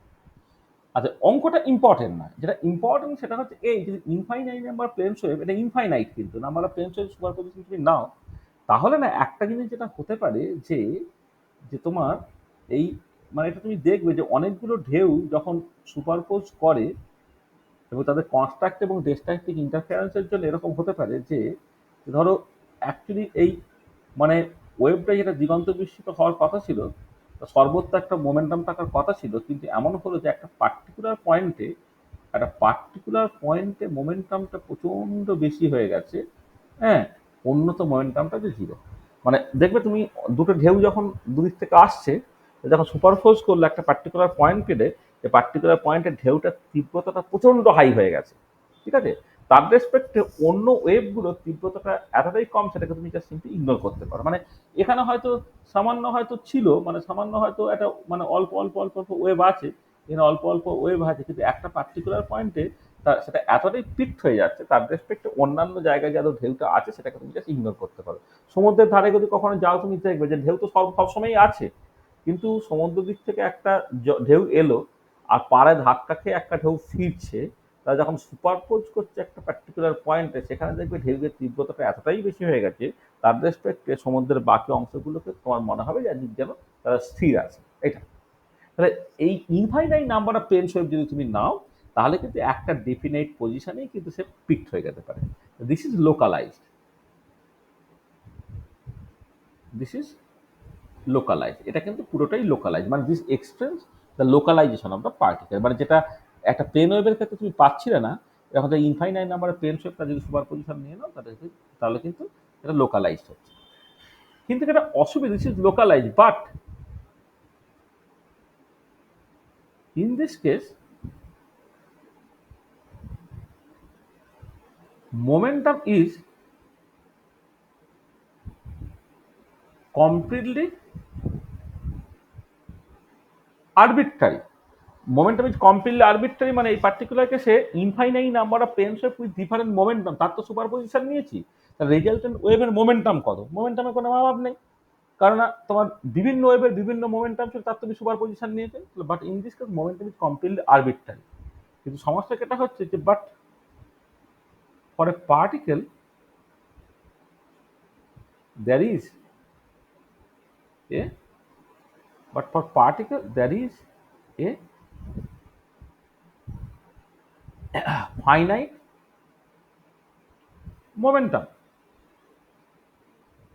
পার্টিকেল টু ফাইনাইট মোমেন্টাম পেতে পারো। তার মানে এই যে গল্পটা, যে যদি তুমি এরকম ভাবো যে ইনফাইনাইট নাম্বার অফ প্লেনস একটা সুপার পজিশন করে তুমি সেটাকে লোকালাইজ করে ফেললে, তাহলে এখানে যে ডিফেক্টটা ছিল সেই লোকালাইজেশন অফ দ্য প্রবলেমটা তোমার মিটলো বটে, কিন্তু এই পার্টিকুলার কেসে মোমেন্টামটা কমপ্লিটলি আরবিট্রারি হয়ে গেল। সেখানে এটাও খুব একটা গুড চয়েস নয়। সেখানে এটাও মানে this is not the actual choice. মানে এটা তুমি নিতে পারো কিন্তু সেটা অ্যাকচুয়াল চয়েস নয়, কারণ মোমেন্টামটা ইউজুয়ালি যে কোনো একটা পার্টিকেল যদি তুমি কনসিডার করো, তাহলে ইলেকট্রন নিউক্লিয়াসকে কেন্দ্র করে যে ইলেকট্রনটা ঘুরছে, সেই ইলেকট্রনের তো মানে ভেলোসিটির একটা ফিক্স ভ্যালু আছে বলে মোমেন্টামের একটা ফিক্স ভ্যালু আছে, তুমি জানো। বোর থিওরি থেকে তুমি ভেলোসিটির একটা কোয়ান্টাইজ ভ্যালু বের করতে পারো বলে তুমি মোমেন্টামেরও কিন্তু একটা কোয়ান্টাইজ ভ্যালু বের করতে পারো। মানে মোমেন্টামটা এই পার্টিকুলার ক্ষেত্রে ডেফিনাইট, কিন্তু এই পার্টিকুলার যদি তুমি সেই ইলেকট্রনটাকে infinite number of planes with different momentum তার সুপার পজিশন হিসেবে ভাবো, তাহলে তুমি একটা পার্টিকুলার পয়েন্টে লোকালাইজ হলো বটে, কিন্তু একটা অসুবিধা হলো তার মোমেন্টামটা একদম যা খুশি হয়ে গেল, আরবিট্রারি হয়ে গেল, সেটাও খুব একটা কাঙ্ক্ষিত। This is not the actual choice. এটা স্যার, হ্যাঁ বলো। স্যার এই লোকালাইজেশনের সাথে ডেল্টা ফাংশনের একটু রিলেশনটা বলবেন? হ্যাঁ, এটাই তো ডেল্টা ফাংশন। এই যে এইখানে এই যে ছবিটা এঁকেছি, এই ছবিটা কিন্তু বেসিক্যালি ডেল্টা ফাংশন। আমি আসবো সেটা। মানে এই যে ছবিটাকে এঁকেছি না, যে এটা তুমি ডেল্টা ফাংশন বলবে, কারণ এইটা যদি এই পার্টিকুলার পয়েন্টে যদি তোমার এক্স ইকাল টু 0 হয়, তাই এটা ডেল্টা ফাংশন। ডেল্টা ফাংশনের ভ্যালুটা দেখে, এটা তোমার বেসিক্যালি একটা মানে এটা ইনফিনিটি হচ্ছে, এটা তোমার ইনফিনিটি হচ্ছে when x equal to 0, এটা 0 হচ্ছে আদারওয়াইজ। মানে x equal to 0 তো ইনফিনিটি, বাকি সর্বত্র হচ্ছে 0, এবং তুমি যদি এই ডেল্টা এক্সটাকে তুমি ইন্টিগ্রেট করে দাও মাইনাস ইনফিনিটি থেকে প্লাস ইনফিনিটি, সেইটা কিন্তু তোমার 1 দেবে। ঠিক আছে, এটা হচ্ছে ডেল্টা ফাংশনের property.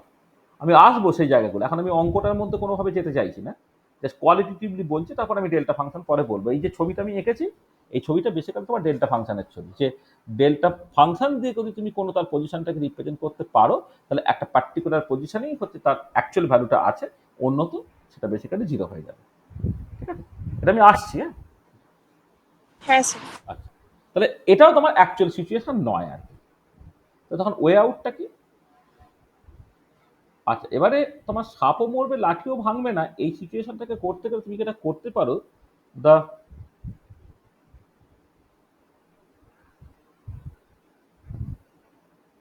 Realistic situation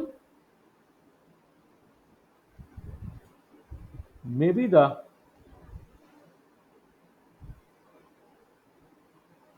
superposition of finite but large number of plane waves with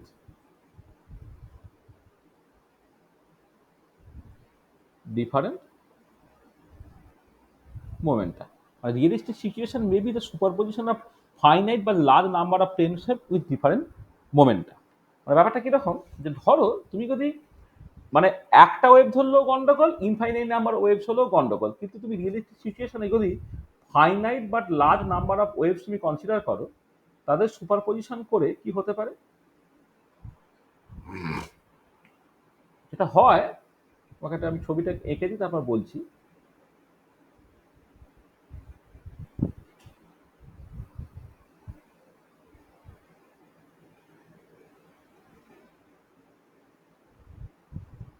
ধরো একটা wave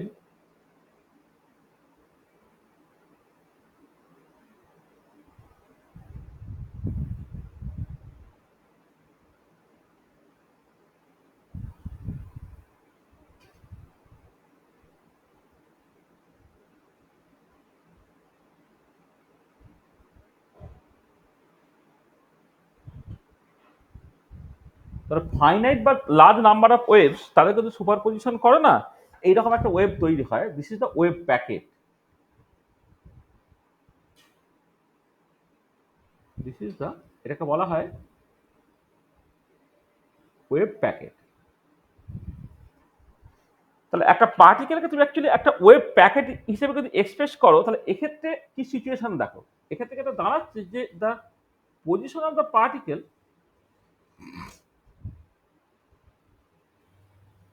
particle is not definite but lies within a finite region. এর পজিশনটা তুমি এক্স্যাক্টলি একটা পয়েন্টে পেলে না, কিন্তু একটা মোটামুটি ভাবে জায়গার মধ্যে তুমি এটাকে পাচ্ছ। আচ্ছা, এবারে মোমেন্টামও দেখো কমপ্লিটলি আরবিট্রারি হলো না, কারণ তুমি ফাইনাইট বা লার্জ নাম্বার অফ ওয়েভসের সুপার পজিশন নিয়েছো। কারণ মোমেন্টামটা মোটামুটি একটা সার্টেন রিজিয়নের মধ্যে থাকবে। The momentum of the particle এক্ষেত্রে is not definite but lies within a finite region, এবং মোমেন্টামটা ফাইনাইট রিজিয়নের মধ্যে থাকছে এটা। এবং এটা মোর ইম্পর্টেন্ট পয়েন্ট দেখো এখানে, যে এই যে ওয়েভ, দিস ওয়েভ হ্যাজ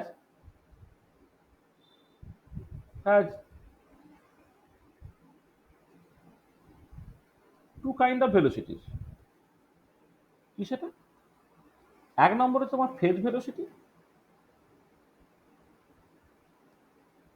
যে ফেজ ভেলোসিটি বাই ডেফিনেশন হচ্ছে ই বাই পি বা ওমেগা বাই কে। আর দু নম্বর একটা ভেলোসিটি আছে যাকে বলা হয় গ্রুপ ভেলোসিটি।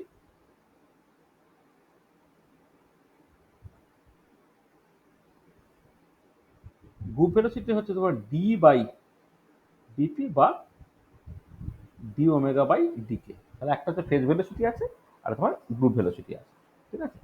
তাহলে ফেজ ভেলোসিটি হচ্ছে ই বাই পি হচ্ছে ওমেগা বাই কে, আর গ্রুপ ভেলোসিটি হচ্ছে তোমার ডি বাই ডিপি বা ডি ওমেগা বাই ডিকে। তাহলে একটা হচ্ছে ফেজ ভেলোসিটি আছে, একটা হচ্ছে তোমার গ্রুপ ভেলোসিটি আছে। আর তুমি এবারে যেটা ইম্পর্টেন্ট পয়েন্ট দেখো, তুমি যদি ফর ফ্রি পার্টিকেল কনসিডার করো,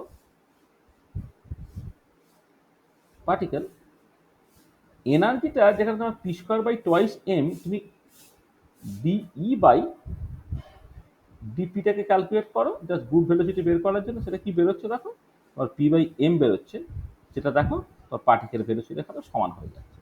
তার মানে পরিষ্কার বোঝা গেল যে যে হয়তো ফেজ ভেলোসিটিটা পার্টিকেল ভেলোসিটি রিপ্রেজেন্ট না করতে পারে, কিন্তু গ্রুপ ভেলোসিটিটা সেটা কিন্তু পার্টিকেল ভেলোসিটি রিপ্রেজেন্ট করছে। তার মানে এটা দাঁড়াচ্ছে এখান থেকে যে পার্টিকেল ভেলোসিটি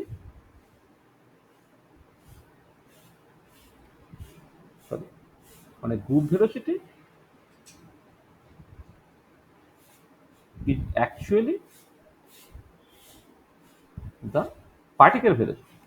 মানে গ্রুপ ভেলোসিটি তোমার পার্টিকেল ভেলোসিটি, মানে এটা হচ্ছে সেই মানে গ্রুপ ভেলোসিটি ফেজ ভেলোসিটি আমি এক্সাম্পল দিই, যখন তুমি একটা বড় স্টেডিয়াম, ভরা স্টেডিয়ামে খেলা দেখতে চাও, তো একটা মেক্সিকান ওয়েভ বলে না, একটা মেক্সিকান ওয়েভ যখন তৈরি হয়, কিভাবে তৈরি হচ্ছে, তুমি তোমার সিটে বসে তুমি হয়তো একটা সার্টেন ইন্টারভ্যালে একবার তুমি উঠে দাঁড়ালে, একবার তুমি বসলে। এবার তুমি যখন উঠে দাঁড়াচ্ছ, হয়তো তোমার পাশের স্ট্যান্ডের লোকেরা বসে আছে, তুমি যখন বসতে গাইকে তখন পাশের স্ট্যান্ডের লোকেরা জাস্ট উঠছে, ঠিক আছে? তাহলে এই রকম করে তুমি তারপরে ওরা যখন আবার বসলো, তার পাশের লোকেরা উঠছে, তো এইরকম ভাবে দেখো পুরো স্টেডিয়ামে, গোল স্টেডিয়াম জুড়ে একটা ওয়েভ তৈরি হচ্ছে। এই ওয়েভটা বেসিক্যালি তোমার হচ্ছে গ্রুপ ভেলোসিটির মতো।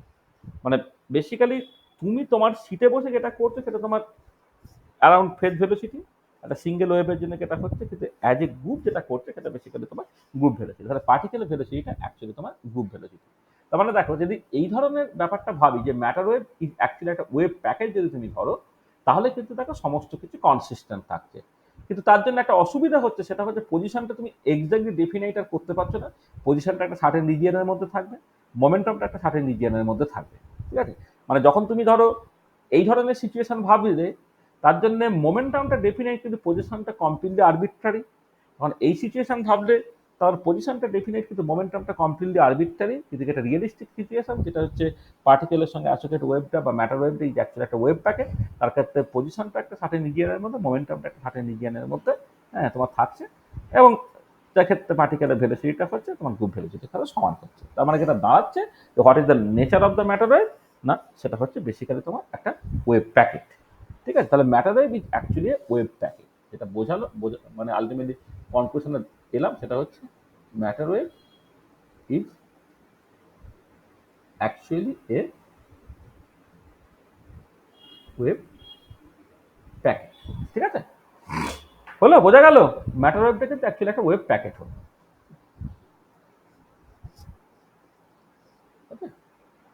এবং দেখো এইখান থেকে আমরা পরে দেখবো যে আনসার্টেনটি প্রিন্সিপালটা এখান থেকে ন্যাচারালি কেমন করে চলে আসবে, যে এই ফার্স্ট যে সিচুয়েশনে দেখো মোমেন্টামটাকে ডেফিনাইট করতে বলে পজিশনটা কমপ্লিটলি আরবিট্রারি হয়ে গেল, অর্থাৎ মোমেন্টামটা যখন এক্স্যাক্টলি মাপতো পজিশনটা পুরো গন্ডগোল হয়ে গেল। এই পার্টিকুলার কেসে যখন পজিশনটা এক্সাক্ট করতে গেছে মোমেন্টামটা পুরো গন্ডগোল হয়ে গেল, তাহলে তোমাকে বাঁচতে গেলে কি করতে হবে? পজিশনের মধ্যে একটা আনসার্টেনিটি রাখতে হবে, মোমেন্টামের মধ্যে একটা আনসার্টেনিটি রাখতে হবে। মানে পজিশন মোমেন্টাম দুটোকেই সাইমালটেনিয়াস উইথ আরবিট্রারি সেখান থেকে তুমি অ্যাকচুয়ালি মাপতে পারবেন না। পজিশনটাকে এক্স্যাক্টলি মাপতে গেলে মোমেন্টাম গন্ডগোল হয়ে যাচ্ছে, মোমেন্টামটাকে এক্সাক্ট করতে গেলে পজিশনটা তোমার গন্ডগোল হয়ে যাচ্ছে। রিলেটিভ সিচুয়েশনে কিন্তু পজিশন এবং মোমেন্টাম দুটোর মধ্যে সামান্য একটা আনসার্টেনিটি থাকবে। এবারে তাদের আনসার্টেনিটিটাকে তুমি কতটা কমাতে পারো ততটা ভালো, মিনিমাম আনসার্টেনিটি কত হয় সেটা তো হাইজেনবার্গ আনসার্টেনিটি প্রিন্সিপাল থেকে আসবে, সেটা আমরা পরের ক্লাসে আলোচনা করবো। যেটা কত তাহলে ম্যাটারের সঙ্গে অ্যাসোসিয়েটেড ওয়েবটা বেসিক্যালি তোমার ওয়েব প্যাকেট, ঠিক আছে? আচ্ছা, বোঝা গেল? হ্যাঁ স্যার। আচ্ছা, এবারে কথাটা হচ্ছে যে দেখো ডিবগলি যেটা বলছে যে সমস্ত পার্টিকেলের সঙ্গেই তোমার ওয়েব ক্যারেক্টারটা আছে। এবারে কথাটা হচ্ছে সমস্ত পার্টিকেলের সাথে যদি ওয়েব ক্যারেক্টার থাকে তাহলে সেই আমি নর্মাল এই যে ক্লাসিক্যাল পার্টিকেলের ক্ষেত্রে বা ম্যাক্রোস্কোপিক পার্টিকেলের ক্ষেত্রে আমি তার ওয়েব ক্যারেক্টারটা দেখতে পাচ্ছি না কেন? কথাটা হচ্ছে কি যে if web character is associated to every particle, then why not we observe the wave nature associated to a macroscopic particle? তাহলে যদি প্রত্যেকটা পার্টিকেলের সঙ্গে অ্যাসোসিয়েটেড একটা ওয়েব ক্যারেক্টার থাকে তাহলে একটা ম্যাক্রোস্কোপিক পার্টিকেলের জন্য হ্যাঁ তাহলে আমি এই এই এই মানে ওয়েব ক্যারেক্টারটা দেখতে পাচ্ছি না কেন, ঠিক আছে? এটা তো ইম্পর্টেন্ট। আচ্ছা, এইটাকে বোঝার জন্য তুমি এক কাজ করো, ধরো তুমি একটা ইলেকট্রন কনসিডার করো, তাহলে consider an electron which moves with a speed, আর টিপিক্যাল স্পিড হচ্ছে লাইট স্পিডের 100 ভাগের 1 ভাগের যে কোনো ইলেকট্রনের স্পিড ইউজুয়ালি হয় এটা অফ দ্য অর্ডার অফ ধরে নাও 10⁶, 1 ইন্টু ধরে নিচ্ছি 1 × 10⁶ মিটার পার সেকেন্ড, ধরে এরকম একটা স্পিড তুমি ধরে নিলে মানে মানে তুমি জানো তো হাইড্রোজেন অ্যাটমের n=1 এর ঘূর্ণায়মান ইলেকট্রনের ভেলোসিটি, এটা লাইটের ভেলোসিটি 137/1 লাইটের স্পিডের 100/1 স্পিডটা খুব নর্মাল সিচুয়েশন, ঠিক আছে? তো consider an electron which moves with a speed equal to, তুমি ইভেন যদি তুমি মনে করো এক্স্যাক্টলি 10%-এর মতো ধরবে লাইটের স্পিডের, সরি লাইটের স্পিডে 1%-এর মতো ধরবে, তাহলে তুমি হয়তো এটাকে 3 × 10⁸ তো হয় তোমার লাইটের স্পিড, তার 100/1 তাহলে টিপিক্যাল স্পিডটা তুমি ধরে নাও 3 × 10⁶ মিটার পার সেকেন্ড। তাহলে এই পার্টিকুলার কেসে ওয়েভ লেন্থটা কত হবে? Wave length associated to electron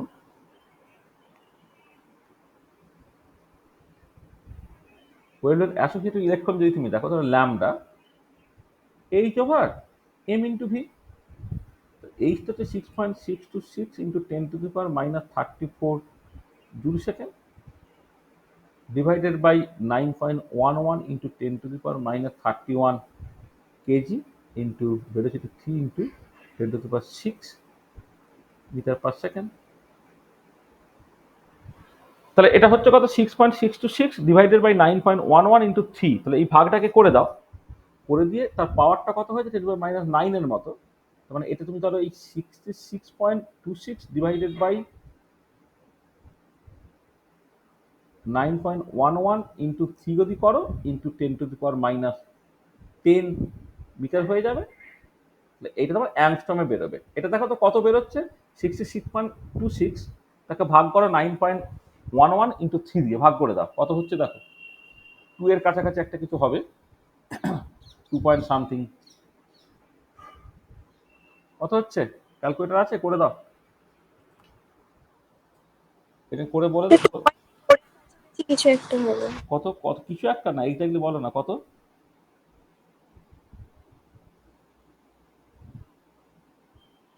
hmm? 2.424 into 10 to the power minus 10. হ্যাঁ, 2.424 into 10 to the power minus 10, 10 to the power minus 10 মানে অ্যাংস্ট্রমে করলে এত অ্যাংস্ট্রমের মতো দেবে। তার মানে কি হচ্ছে, দেখে এই যে একটা ইলেকট্রন যে মোটামুটি ভাবে লাইটের স্পিডে 1% স্পিডে মুভ করে, তার সঙ্গে অ্যাসোসিয়েটেড ওয়েভলেন্থ হচ্ছে অ্যাংস্ট্রম অর্ডারে, এইটা। আচ্ছা, এবারে প্যারালালি তুমি একটা কাজ করো উল্টো দিকে, কনসিডার এ ক্রিকেট বল, ক্রিকেট বল যার মাসটা হচ্ছে তোমার 160 গ্রামের মতো হয়, ক্রিকেট বলের মাস, which move with a speed approximate ধরে না 150 কিলোমিটার পার আওয়ার, মানে 140 থেকে 50 কিলোমিটার পার আওয়ারে ফাস্ট বোলাররা বল করে, 150 কিলোমিটার পার আওয়ার। এইটা এর সঙ্গে ওয়েভলেন্থ কতটা হবে? Wavelength associated to this cricket ball, ল্যাম্বডাটা হচ্ছে h/mb, মানে 6.626 into 10 to the power minus 34 joule second, এটা বাই মাসটা ধরে নাও 160 into 10 to the power minus 3 KG. আচ্ছা, লাইটের এটার স্পিডটা মানে ক্রিকেট বলের স্পিডটা হচ্ছে 150 kilometre, 150 into 10 to the power 3 divided by 3600 metre per second হয়ে গেল। তো আমি কিলোমিটারটাকে মিটারে কনভার্ট করলাম, আর 1 ঘন্টা মানে 3600 সেকেন্ড, সেটাকে ভাগ করলাম। এইটা কত হচ্ছে দেখো, এই যে 10 to the power minus 3, 10 to the power plus 3 কেটে গেল, এই জিরো এই জিরো এই জিরো জিরো কেটে গেল, তার মানে এটা তোমার মোটামুটি হবে 6.626 ইন্টু 36 ডিভাইডেড বাই তোমার 16 ইন্টু 15 ইন্টু 10 টু দি পাওয়ার তোমার মাইনাস 34 মিটার, এই অর্ডারে। এই প্রথম ভ্যালুটা কত, এটা কতটা হচ্ছে বলে দাও তো।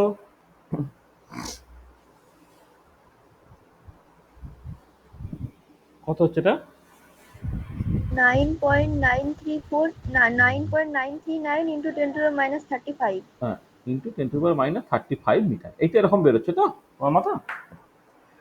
তাহলে এবারে দেখো ব্যাপারটা তুমি খেয়াল করো যে একটা ক্রিকেট বল তার সঙ্গে অ্যাসোসিয়েটেড যে ওয়েভের ওয়েভলেন্থ, একটা ক্রিকেট বল তার সঙ্গে অ্যাসোসিয়েটেড ওয়েভের ওয়েভলেন্থ হচ্ছে ভীষণ ভীষণ ভীষণ ভীষণ শর্ট, যেটা 10 টু দি পাওয়ার মাইনাস 35 মিটারের মতো হয় না, যেটা ইলেকট্রনের সঙ্গে অ্যাসোসিয়েটেড যে ওয়েভলেন্থ সেটা হচ্ছে তোমার অ্যাংস্ট্রম অর্ডার।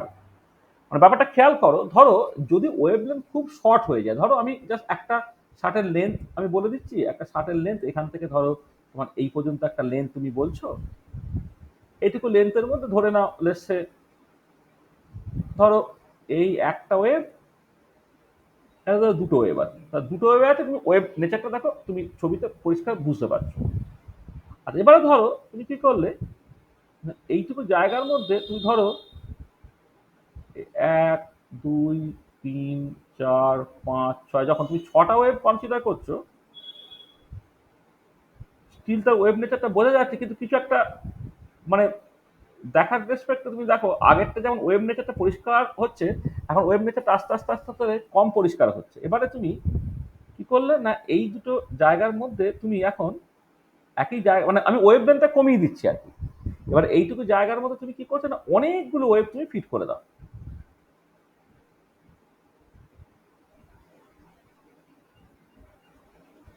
এখানে কত, আমি হয়তো 40-50টা ওয়েভ ফিট করলাম, তুমি দূর থেকে খেয়াল করে দেখো, মনে হচ্ছে কেন ওয়েভটা ওয়েভ কিনা আদৌ বুঝতে পারা যাচ্ছে না। এবারে তুমি ভাবো যে যদি তুমি একটা 1 মিটার লেন্থ নাও, তার সেখানে যদি তোমার ওই 10 টু দি পাওয়ার 35টা ওয়েভ থেকে যায়, হ্যাঁ, 1 মিটার মানে তুমি ধরো একটা একটা একটা যখন একটা ধর ক্রিকেট একটা পিচের কথা ভাবো, একটা পিচ হচ্ছে 22 গজ, তাই তো, মানে 66 তোমার ফুটের কাছাকাছি আর কি, ঠিক আছে। এবার সেইখানে কতগুলো ওয়েভ ফিট করবে বোঝার চেষ্টা করো। যদি এক একটা ওয়েভের ওয়েভলেন্থ যদি 10⁻⁻35 মিটার এই অর্ডারের হয়, তাহলে 22 গজ মানে ধরে না 20 মিটারের মতো, তাহলে 20 মিটারের মধ্যে কতগুলো ওয়েভ ফিট করবে? তাহলে 20 মিটারকে তার ওয়েভলেন্থ দিয়ে ভাগ করতে হবে, মানে প্রায় 10⁻35 ওয়েভ ফিট করে যাবে। তো এইটুকু জায়গার মধ্যে যদি 10⁻35 ওয়েভ ফিট করে গেছে, তাহলে তুমি খেয়াল করে দেখো, তাহলে সেই ওয়েভগুলো যদি তোমার ফিট করে গেছে, তাহলে কি হচ্ছে না, এই তোমার বেসিক্যালি ওয়েভগুলো ওয়েভলেন্থগুলো এত এত এত এত এত এত কম। হ্যাঁ, তুমি দেখো এই এই যে মানে ওয়েভ নেচারটা আছে, কিন্তু তুমি যদি জুম করে দেখো তাহলে তুমি ওয়েভ নেচারটা পাবে। তো ওয়েভলেন্থ এত এত এত এত শর্ট হচ্ছে, তুমি এবারে দূর থেকে দেখো ওখান থেকে, তুমি কি বুঝতে পারছো যে এটা আদৌ এর মধ্যে কোনো ওয়েভ নেচার আছে? তোমার কি মনে হচ্ছে একটা জাস্ট দেখো, একটা একদম সলিড ক্রিকেট বল মুভ করলে যেমন হয় একদম সেই ধরনের সিচুয়েশন। তার মানে কি, ওয়েভলেন্থ যখন শর্ট হয়ে যাবে তখন কিন্তু ওয়েভ নেচারটা তোমার কাছে ইনসিগনিফিকেন্ট হয়ে যাবে। মানে বেসিক্যালি তুমি দুটো লেন্থ স্কেল যদি কনসিডার করো, সেটা হচ্ছে ধরো একটা ডিবাগলু ওয়েভলেন্থ, একটা ডিবাগলু ওয়েভলেন্থ, ধরো ল্যামডা, আর একটা আমি বলছি সিস্টেম সাইজ। আচ্ছা, সিস্টেম সাইজ এখন ধরো এল দিয়ে এক্সপ্রেস করছি, মানে সিস্টেম সাইজ মানে ধরো মানে ওই পার্টিকেলটা কার সাথে ইন্টারাক্ট করছে। ধরো তুমি যদি ইলেকট্রন কনসিডার করো, সেই অ্যাটমের সাথে ইন্টারাক্ট করবে, মলিকুলের সাথে ইন্টারাক্ট করবে, আয়নের সাথে ইন্টারাক্ট করবে। আর যখন তুমি ওটাকে ক্রিকেট বল ভাবছো, ক্রিকেট বল ব্যাটের সাথে ইন্টারাক্ট করবে, প্যাডের সাথে ইন্টারাক্ট করবে, ঠিক আছে, বা পিচের সাথে ইন্টারাক্ট করবে, হেলমেটের সাথে ইন্টারাক্ট করবে, ইত্যাদি ইত্যাদি। তাহলে এবারে এই দুটোকে কম্পেয়ার করো। ধর যদি এমন হতো যে ইফ ল্যামডাটা greater than of the order of L, then wave nature is significant. Wave nature is, তখন ওয়েভ নেচারটা কিন্তু ইম্পর্টেন্ট। কিন্তু যদি এমন হয়ে যায় ইফ ল্যামডাটা মাঝ less than L, then wave nature associated to particle is insignificant, then we need not consider the wave character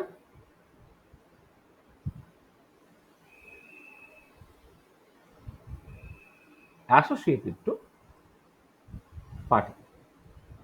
তখন তোমার ওই মানে এর সাথে যে ওয়েভ ক্যারেক্টার সেটা কিন্তু তোমার মাথা ঘামানো দরকার পড়ছে। ঠিক আছে, তাহলে দেখো, তাহলে প্রত্যেকটা মানে ইন প্রিন্সিপাল প্রত্যেকটা পার্টিকেলের সঙ্গেই কিন্তু অ্যাসোসিয়েটেড ওয়েভ আছে, কিন্তু যখনই সেই ওয়েভ লেন্থগুলো খুব কম হয়ে যাবে, খুব শর্ট হয়ে যাবে in comparison to the system size, তখন সেই ওয়েভ নেচার নিয়ে তোমার মাথা ঘামানোর দরকার নেই। তখন তুমি ওটাকে জাস্ট সিম্পল একটা পার্টিকেল হিসেবেই ভাবতে পারো। ঠিক আছে, বোঝাতে পারলাম? ঠিক আছে, হ্যাঁ স্যার। আচ্ছা, এবারে এই তো যা কিছু হচ্ছে সবটা তো হাইপোথিসিস, এখনো তো এক্সপেরিমেন্টাল প্রুফ কিছু নেই। এর কি কোনো এক্সপেরিমেন্টাল প্রুফ আছে?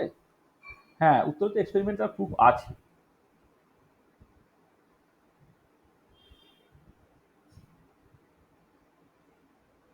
এক্সপেরিমেন্টাল প্রুফ আছে। এক্সপেরিমেন্টাল প্রুফটা কি?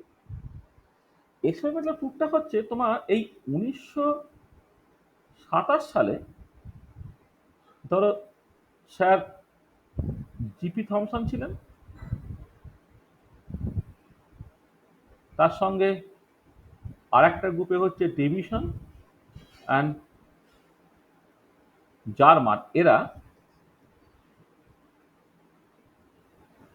Perform the electron diffraction experiment. They perform the electron diffraction experiment. ঠিক আছে, এবং সেখান থেকে তারা কি দেখলেন? দে obtain a diffraction pattern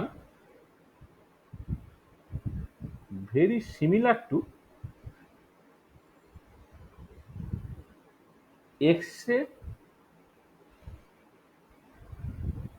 diffraction pattern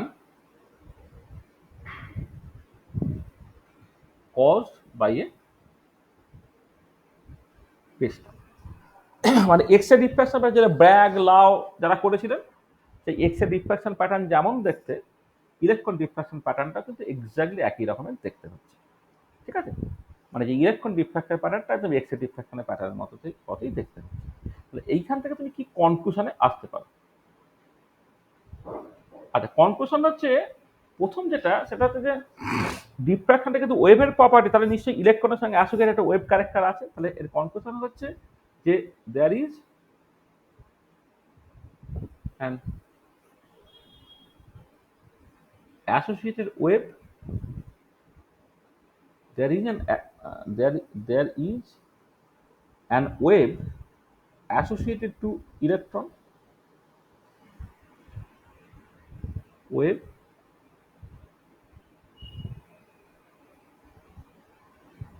associated to electron, এটা there is an wave associated to electron, এটা এক নম্বর। ইলেকট্রনের সঙ্গে অ্যাসোসিয়েটেড একটা ওয়েভ আছে, এটা এক নম্বর। এবং তার সাথে সাথে যেটা ভীষণ ইম্পর্টেন্ট, তুমি পরে যখন এক্স রে ডিফ্রাকশন করবে তখন দেখবে যে যে কোনো মেটেরিয়াল যে কোনো লাইটকে ডিফ্রাক্ট করতে পারে না। এই ডিফ্রাকশন প্যাটার্নটা পেতে গেলে না, এই লাইটের ওয়েভলেন্থ এবং যেটাকে বলা হয় দুটো গ্রেডিং, মানে ধরো যদি ক্রিস্টাল দিয়ে তুমি ডিফ্রাকশনটাকে দেখো, দুটো ক্রিস্টাল ইন্টারপ্লানার স্পেসিং এটা একই অর্ডারের হয়। এবার এক্স এর ওয়েভলেন্থ অ্যাংস্ট্রম, আর কোনো একটা ক্রিস্টালের ক্ষেত্রে ইন্টারপ্লানার স্পেসিংটা of the order of angstrom. সেই জন্যে তোমার ক্রিস্টাল দিয়ে এক্স রে রিফ্র্যাক্ট করা যায়। কিন্তু তুমি যদি ভিজিবল লাইট দাও, ভিজিবল লাইটের ওয়েভলেন্থ হচ্ছে অ্যাংস্ট্রমের থেকে অনেক অনেক বেশি, তখন কিন্তু তুমি ডিফ্রাকশন প্যাটার্ন পাবে না। যদি গামারে দাও, তখন সেই গামারে পেনিট্রেট করে চলে যাবে, সেখানে তুমি কোনো ডিফ্রাকশন প্যাটার্ন পাবে না। ডিফ্রাকশন প্যাটার্ন অ্যাকচুয়ালি পেতে গেলে হচ্ছে তাদের একটা কম্পারিজন থাকতে পারে। এমনিতে রাফলি এটাকে বলা হয় যে wavelength must be less equal to 2D, যেখানে ডিটা হচ্ছে ইন্টারপ্লানার স্পেসিং। তার মানে মোদ্দা কথা, যদি ক্রিস্টাল দিয়ে ডিফ্রাকশন প্যাটার্ন পেতে হয় তাহলে wavelength of the order of angstrom হতে হবে। তাহলে ইলেকট্রন দিয়ে যদি তুমি ডিফ্রাকশন প্যাটার্ন পেয়েছো বাই ক্রিস্টাল, তাহলে এখান থেকে তুমি কনক্লুড করতে পারো যে সেই ইলেকট্রনের সঙ্গে associated wavelength of the order of angstrom. তাই there is an associated wave, there is an wave associated electron, এইটা, অ্যান্ড দ্য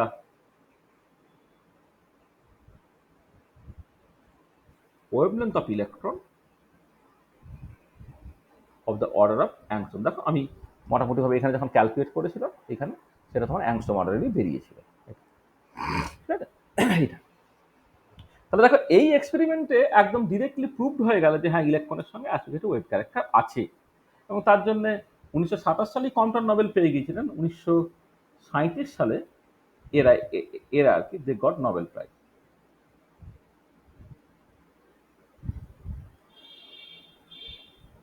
আচ্ছা, এই কন্টেস্টে একটা ইন্টারেস্টিং স্টোরি, সেটা হচ্ছে যে স্যার জে কে থমসন তিনি ইলেকট্রন আবিষ্কার করেছিলেন। Electron discovered electron which was a fundamental particle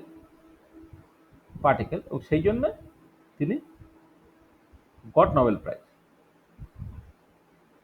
মানে ইলেকট্রন একটা ফান্ডামেন্টাল পার্টিকেল, তার জন্য তিনি নোবেল প্রাইজ পেলেন। তার ছেলে, মানে এর ছেলে আর হিজ সন,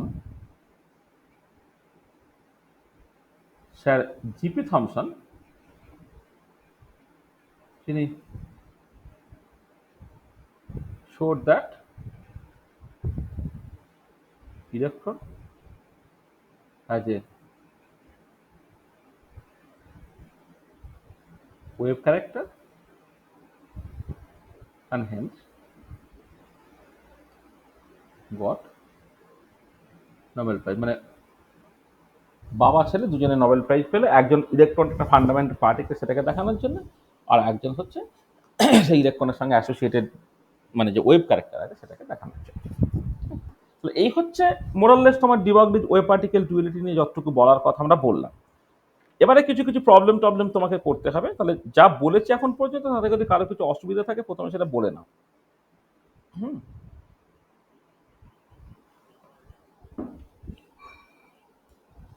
বলো, যা মানে এখন পর্যন্ত যেটা পড়িয়েছি তাতে কারো যদি কিছু অসুবিধা থাকে তো বল।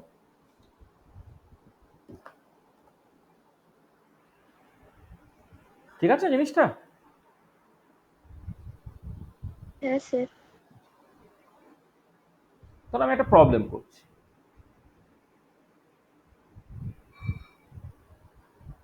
প্রবলেম মানে আমি জাস্ট, হ্যাঁ বলো। স্যার একটা প্রশ্ন ছিল যে use the de Broglie's hypothesis to justify that electron moving in Bohr's orbit has quantized angular momentum. Hmm, সেটাই তো আলটিমেটলি আমরা করলাম। মানে দেখো, এই তুমি যেটা যে কোশ্চেনটা বলছো আর কি, যে ফ্রম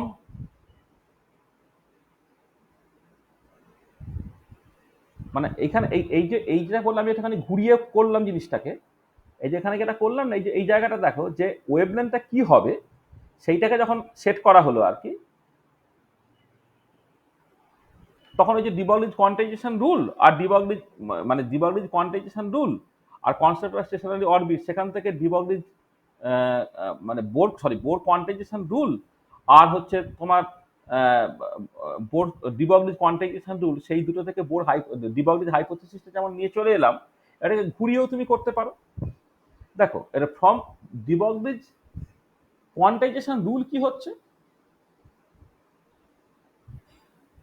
ডিবগলিজ কোয়ান্টাইজেশন রুল কি বলছে না, টু হ্যাভ এ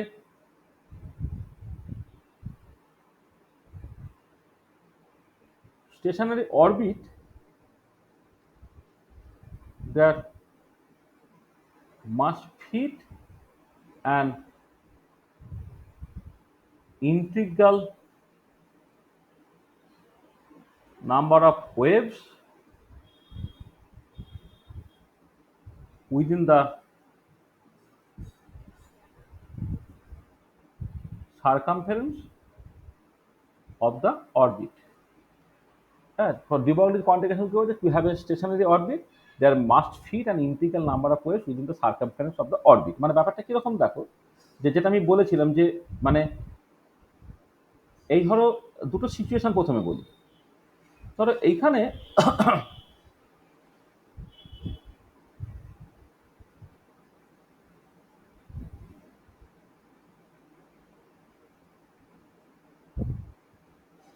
এইখানে দেখো integral number of waves fit করেছে, সেখানে এটা অ্যালাউ হয়। ধর আরেকটা সিচুয়েশন আমি বলছি, যেখানে ইন্টিগ্রাল নাম্বার অফ ওয়েভ হয়তো ফিট করছে না,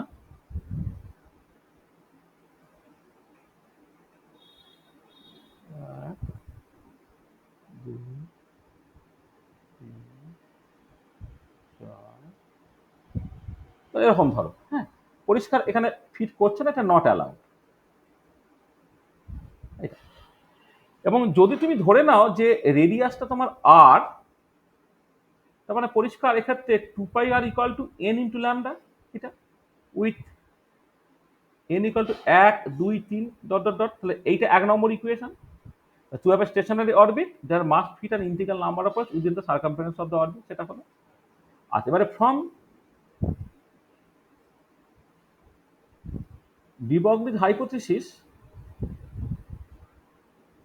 কি হচ্ছে না, lambda equal to H over MV, একটা 2 নম্বর ইকুয়েশন। মানে যদি মোমেন্টামটা এমভি হয়ে যায়, তাহলে তার সঙ্গে associated wavelength lambda equal to H over MV.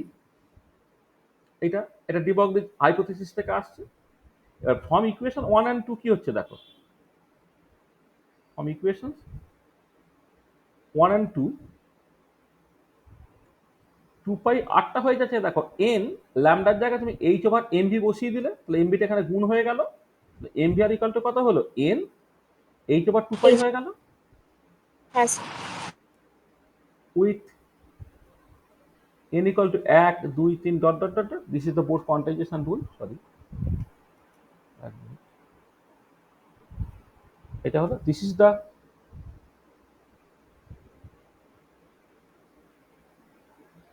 Bose quantization rule, এটা the Bose quantization rule। ঠিক আছে, বুঝতে পারলে? হ্যাঁ স্যার। তাহলে যেটা আমরা করলাম এখানে, সেটা হচ্ছে তোমার de Broglie wave particle duality থেকে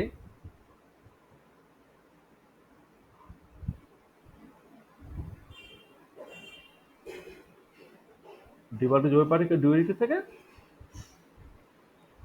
বোস কোয়ান্টাইজেশন রুলটা আমরা নিয়ে এলাম। এটাকে তুমি প্রবলেম হিসেবে করলে ঠিক আছে, কিন্তু হিস্টোরিক্যালি কিন্তু এটা হওয়ার কথা নয়, তুমি বুঝতেই পারছো। কারণ বোর থিওরি হচ্ছে 1913 সালে, ডিবর্গলিজ ওয়েভ পার্টিকেল ডুয়ালিটি 1924 সালে। তাহলে সাডেনলি ডিবর্গলিজ ওয়েভ পার্টিকেল ডুয়ালিটি থেকে বোর কোয়ান্টিফিকেশন রুল আসেনি, উল্টোটাই এসছে, বোর কোয়ান্টিফিকেশন রুল থেকে ডিবর্গলিজ ওয়েভ পার্টিকেল ডুয়ালিটি এসেছে। আমি যখন পড়িয়েছি বেসিক্যালি ওই জায়গাটাকে ফোকাস করেছি। দেখো আমি মানে এই যে H lambda equal to H over এমভিটাকে এটাকে আমি ডিরাইভ করলাম with the using the help of MVR equal to N H over 2 pi, অর্থাৎ বোর কোয়ান্টিফিকেশন রুলটাকে ধরে নিয়ে আমি কিন্তু ওয়েভ পার্টিকেল ডুয়ালিটিটাকে নিয়ে এলাম। এবার পরীক্ষা আনফর্চুনেটলি কোশ্চেনটা এইরকম ভাবে পড়ে, সেটা হচ্ছে কি তোমার ওয়েভ পার্টিকেল ডুয়ালিটি থেকে বোর কোয়ান্টিফিকেশন রুল বের করতে পারো, তুমি যেটা বললে আর কি সেরকম ভাবে করে দিলাম। পরীক্ষা পড়লে সেই রকম ভাবেই করতে হবে, কিন্তু হিস্টোরিক্যালি যেটা হওয়া উচিত সেটা হচ্ছে যে তোমার আগে বোর কোয়ান্টিফিকেশন রুল, সে তার হেল্প নিয়ে তোমাকে ইলেকট্রনের সঙ্গে অ্যাসোসিয়েটেড ওয়েভলেট তোমাকে বের করতে হচ্ছে। বুঝতে পেরেছো? হ্যাঁ স্যার। আচ্ছা, আর একটা প্রবলেম ধরো তুমি করবে, সেটা হচ্ছে ধরো একটা particle in a box problem তুমি কনসিডার করছো।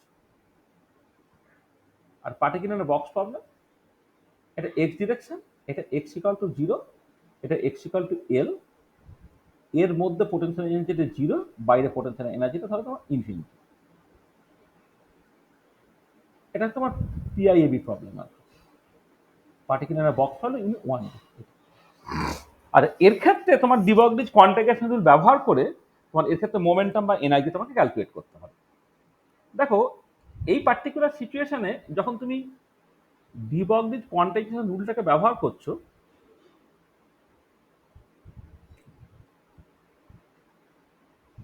ডিবর্গলিজ কোয়ান্টিফিকেশন রুলটাকে ব্যবহার করছো, তখন কি বলেছিলাম সাইক্লিক ইন্টিগ্রাল অফ ডিকিউ সেটা তোমার এন ইন্টু ল্যামডা হবে with n equal to 1 2 3 dot dot dot dot. তো এটা তাহলে এখানে তুমি দেখো এই যখন তুমি এই এক্স ডিরেকশন বরাবর দেখবে সাইক্লিক ইন্টিগ্রাল মানে কি, একটা পার্টিকেল সে এখান থেকে এখানে গেল আবার এখানে ফিরে এলো, তাহলে বক্স লেন্থটা যদি এল হয় সাইক্লিক ইন্টিগ্রাল ডিকিউটা কত হবে 12 হবে, 12টা এন ইন্টু ল্যামডা।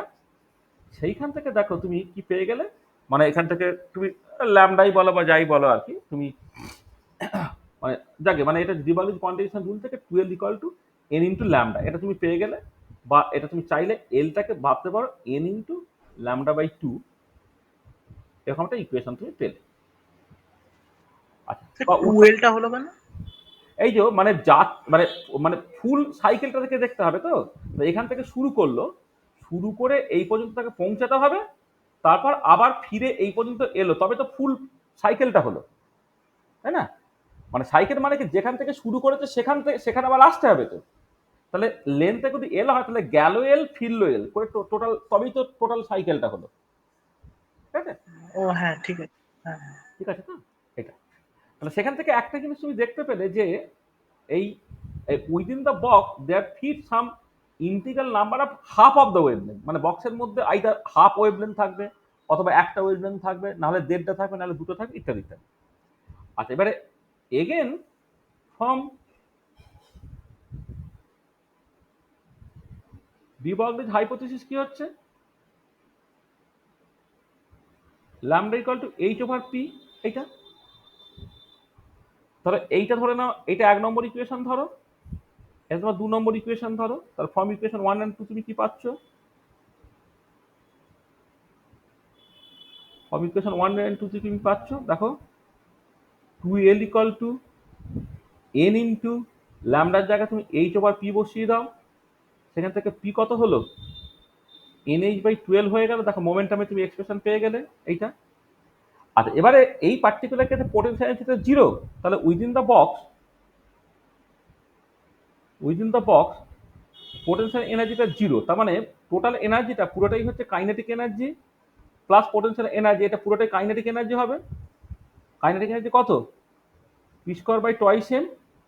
এবার এখানে তুমি বসিয়ে দাও, সেটা কত বেরোবে, n square h square by 8m L square বেরোলো এনার্জিটা। তো পার্টিকুলার বক্স আমরা পরে কোয়ান্টাম মেকানিক্যালি ক্যালকুলেট করবো, কিন্তু তার আগে দেখো জাস্ট তোমার ডিবর্গলিজ কোয়ান্টাইজেশন রুলটাকে কাজে লাগিয়ে কিন্তু পার্টিকুলার বক্সের ক্ষেত্রে এনার্জি এক্সপ্রেশনটা তুমি পেয়ে যাচ্ছ। বক্সের ভেতরে পোটেনশিয়াল এনার্জি যেটা 0, পুরোটাই কাইনেটিক এনার্জি, তার কাইনেটিক এনার্জি কত হয়, p square by twice M হয়। এই মোমেন্টামটা সেটা কোথা থেকে বের করে নিলে তুমি, না এই ডিবগলিজ হাইপোথিসিস এবং ডিবগলিজ কন্টিগেশন রুল থেকে তুমি বের করে নিলে, বের করে বসিয়ে নিলে, বসিয়ে দিয়ে তুমি এনার্জি এক্সপ্রেশনটা পেয়ে গেলে। এবং পরবর্তীকালে যখন এক্সাক্ট কোয়ান্টাম মেকানিক্স কষা হবে তখন দেখবে পার্টিকুলার বক্সের ক্ষেত্রে কিন্তু এনার্জিটা এইটাই বেরোয়, এন স্কোয়ার এইচ স্কোয়ার এইটা এন স্কোয়ারটাই বেরোয়। ঠিক আছে? তো এটা হলো যে কোনো পার্টিকেল বক্সে থাকলে মাইক্রোস্কোপিক এটার জন্য। না বলো, এটা যে কোনো ক্ষেত্রেই, এটা শুধু মাইক্রোস্কোপিক টাইক্রোস্কোপিক ব্যাপার না, মানে যে কোনো একটা ক্লাসিক্যাল পার্টিকেলও যদি একটা বক্সের মধ্যে থাকে, যদি এটা ফ্রি পার্টিকেল হয়, তার ক্ষেত্রে তোমার এর একই এনার্জি এক্সপ্রেশন বেরোবে। এবারে এটা ব্যাপার যে যদি ম্যাক্রোস্কোপিক পার্টিকেলে তার এমটা বড়, এলটা বড়, সেখানে যখন পাশাপাশি দুটো লেভেলের তুমি দেখো না, দুটো পাশাপাশি লেভেলের মধ্যে এনার্জি ক্যাপ ক্যালকুলেট করলে এটা h square by eight M L স্কোয়ারের সঙ্গে প্রপোর্শনাল হবে। তো এবারে যদি মাসটা বড় হয়, বক্স লেন্থটা বড় হয়, তখন দুটো পাশাপাশি লেভেলের মধ্যে এনার্জি গ্যাপটা এতটাই কম হয়ে যাবে, তোমার মনে হবে এনার্জিটা কন্টিনিউয়াস বা কোয়াসি কন্টিনিউয়াস। আর যদি কোয়ান্টাম পার্টিকেল হয়, তাহলে ইলেকট্রন যদি হয় একটা মলিকুলের মধ্যে কনফাইন্ড আছে, তখন এমটাও ছোট, এলটাও ছোট, তখন দুটো লেভেলের মধ্যে এনার্জি গ্যাপটাও তোমার বেশি হবে, তখন সেটা তোমার কাছে প্রমিনেন্ট হবে। মানে এমনিতে যা কিছু ব্যবহার করা হচ্ছে সেটা ম্যাক্রোস্কোপি মাইক্রোস্কোপি সবার জন্যই সত্যি, মানে কোয়ান্টাম মেকানিক্যাল প্রিন্সিপালগুলো কোথাও কিন্তু ম্যাক্রোস্কোপিক লেভেলে এটা ভায়োলেটেড হয় না। ক্লাসিক্যাল যে মেকানিক্সটা সেটা মাইক্রোস্কোপিক ওয়ার্ল্ডে ভায়োলেট হয়ে যায়, বা মাইক্রোস্কোপিক ওয়ার্ল্ড বা সাবঅ্যাটমিক ওয়ার্ল্ডে ক্লাসিক্যাল লজ অফ মোশনগুলো কাজ করে না, বা ক্লাসিক্যাল মেকানিক্স কাজ করে না। কিন্তু quantum mechanics microscopic as well as macroscope সব জায়গাতেই কাজ করে। এবারে ম্যাক্রোস্কোপিক লেভেলে তোমার এই কোয়ান্টাম মেকানিক্যাল যে রেজাল্টসগুলো সেগুলো ইনসিগনিফিক্যান্ট হয়। যেমন আমি ওয়েভ লেন্থের ক্ষেত্রে বললাম, ডিবগলিজ ওয়েভ পার্টিকেল ডুয়ালিটি যে ওয়েভ লেন্থ ক্যালকুলেট করলাম, এটা ক্রিকেট বলের ক্ষেত্রে ওয়েভ লেন্থটা ইম্পর্টেন্ট নয়, ইলেকট্রনের ক্ষেত্রে ওয়েভ লেন্থটা ইম্পর্টেন্ট। বা এক্ষেত্রে এনার্জিটা সবসময় কোয়ান্টাইজ, যখন তুমি এই ধরো দুটো পাশাপাশি লেভেল এন থেকে ধরো এন প্লাস ওয়ান লেভেল, এদের মধ্যে এনার্জি ক্যাপটাকে ক্যালকুলেট করছো, ওই ফর্মুলা থেকে কত হবে, two N plus one H square by eight M L square হয়ে যাবে। এটা এটা তার মানে এটা দাঁড়াচ্ছে this is proportional to H square by eight M L square. এবারে ফর ক্লাসিক্যাল পার্টিকেল বা macroscopic particle or macroscopic particle,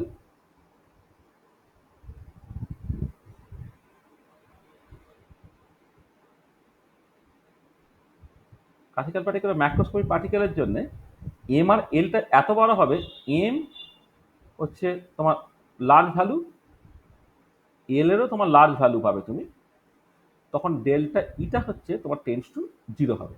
তার মানে energy will be more or less continue. এটা কিন্তু কোয়ান্টাম পার্টিকেলের ক্ষেত্রে মাসটাও ছোট, এলটাও যখন ছোট, তখন দুটো লেভেলের মধ্যে এনার্জিটা তোমার কাছে খুব প্রমিনেন্ট হবে। ঠিক আছে? হ্যাঁ স্যার। আচ্ছা, আর একটা প্রবলেম তোমাকে হোমওয়ার্ক হিসেবে দিচ্ছি। প্রবলেমটা হচ্ছে ধরো তোমার মানে error in the measurement of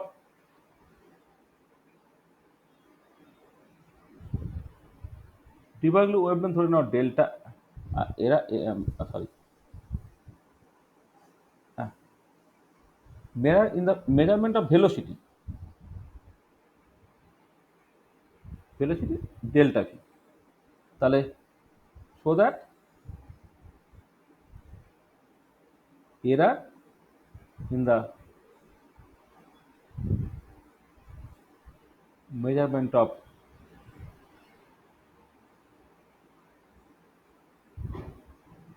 de Broglie wavelength, যে তুমি ডেল্টা ল্যামডা বলো, এইটা এটা তুমি ক্যালকুলেট করে জাস্ট দেখবে এটা delta v by v zero তার মড ইন্টু ল্যামডা জিরো, যেখানে ল্যামডা জিরোটা হচ্ছে m by h over m by, যেখানে ল্যামডা জিরোটা হচ্ছে h over m into v zero, মানে এক্সাক্ট ভ্যালুসিটি কিন্তু ভি জিরো হয়, তার সঙ্গে অ্যাসোসিয়েটেড ওয়েভলেন্থ হচ্ছে ল্যামডা জিরো হচ্ছে h over m v zero. এবার এই ভি জিরোতে একটা ভুল হয়েছে, সেটা ডেল্টা ভি, তাহলে তখন ওয়েভলেন্থটা কত হবে আর কি, মানে ওয়েভলেন্থের এরারটা কত হবে তোমাকে দেখতে হচ্ছে আর কি। তাহলে তোমাকে যেটা বলা হচ্ছে যে ইনিশিয়ালি তার ভেলোসিটিটা ভি জিরো ছিল, তখন ওয়েভলেন্থ ল্যামডা জিরো ছিল। এবারে ভেলোসিটি মেজারমেন্ট একটা ভুল হলো, হচ্ছে ভুলের পরিমাণটা হচ্ছে ডেল্টা ভি। তো সেখান থেকে তোমাকে বের করতে বলা হচ্ছে ওয়েভলেন্থ মেজারমেন্টের ভুল এইটা হবে, delta lambda equal to delta v by v into lambda. এটা তোমাকে হোমওয়ার্ক হিসেবে দিলাম, বাড়িতে করবে, ঠিক আছে? এছাড়া আমাদের বইয়ে যে ধরনের এক্সারসাইজগুলো বা প্রবলেমগুলো আছে সেগুলো তুমি জাস্ট বসে নেবে, তাহলে তোমার হয়ে যাবে, ঠিক আছে? তাহলে দেখো কারো যদি কিছু অসুবিধা থাকে তো বলো।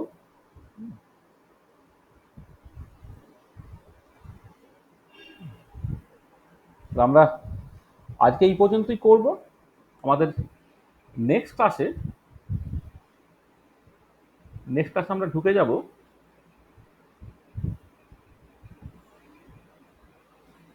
হাইসেনবার্গ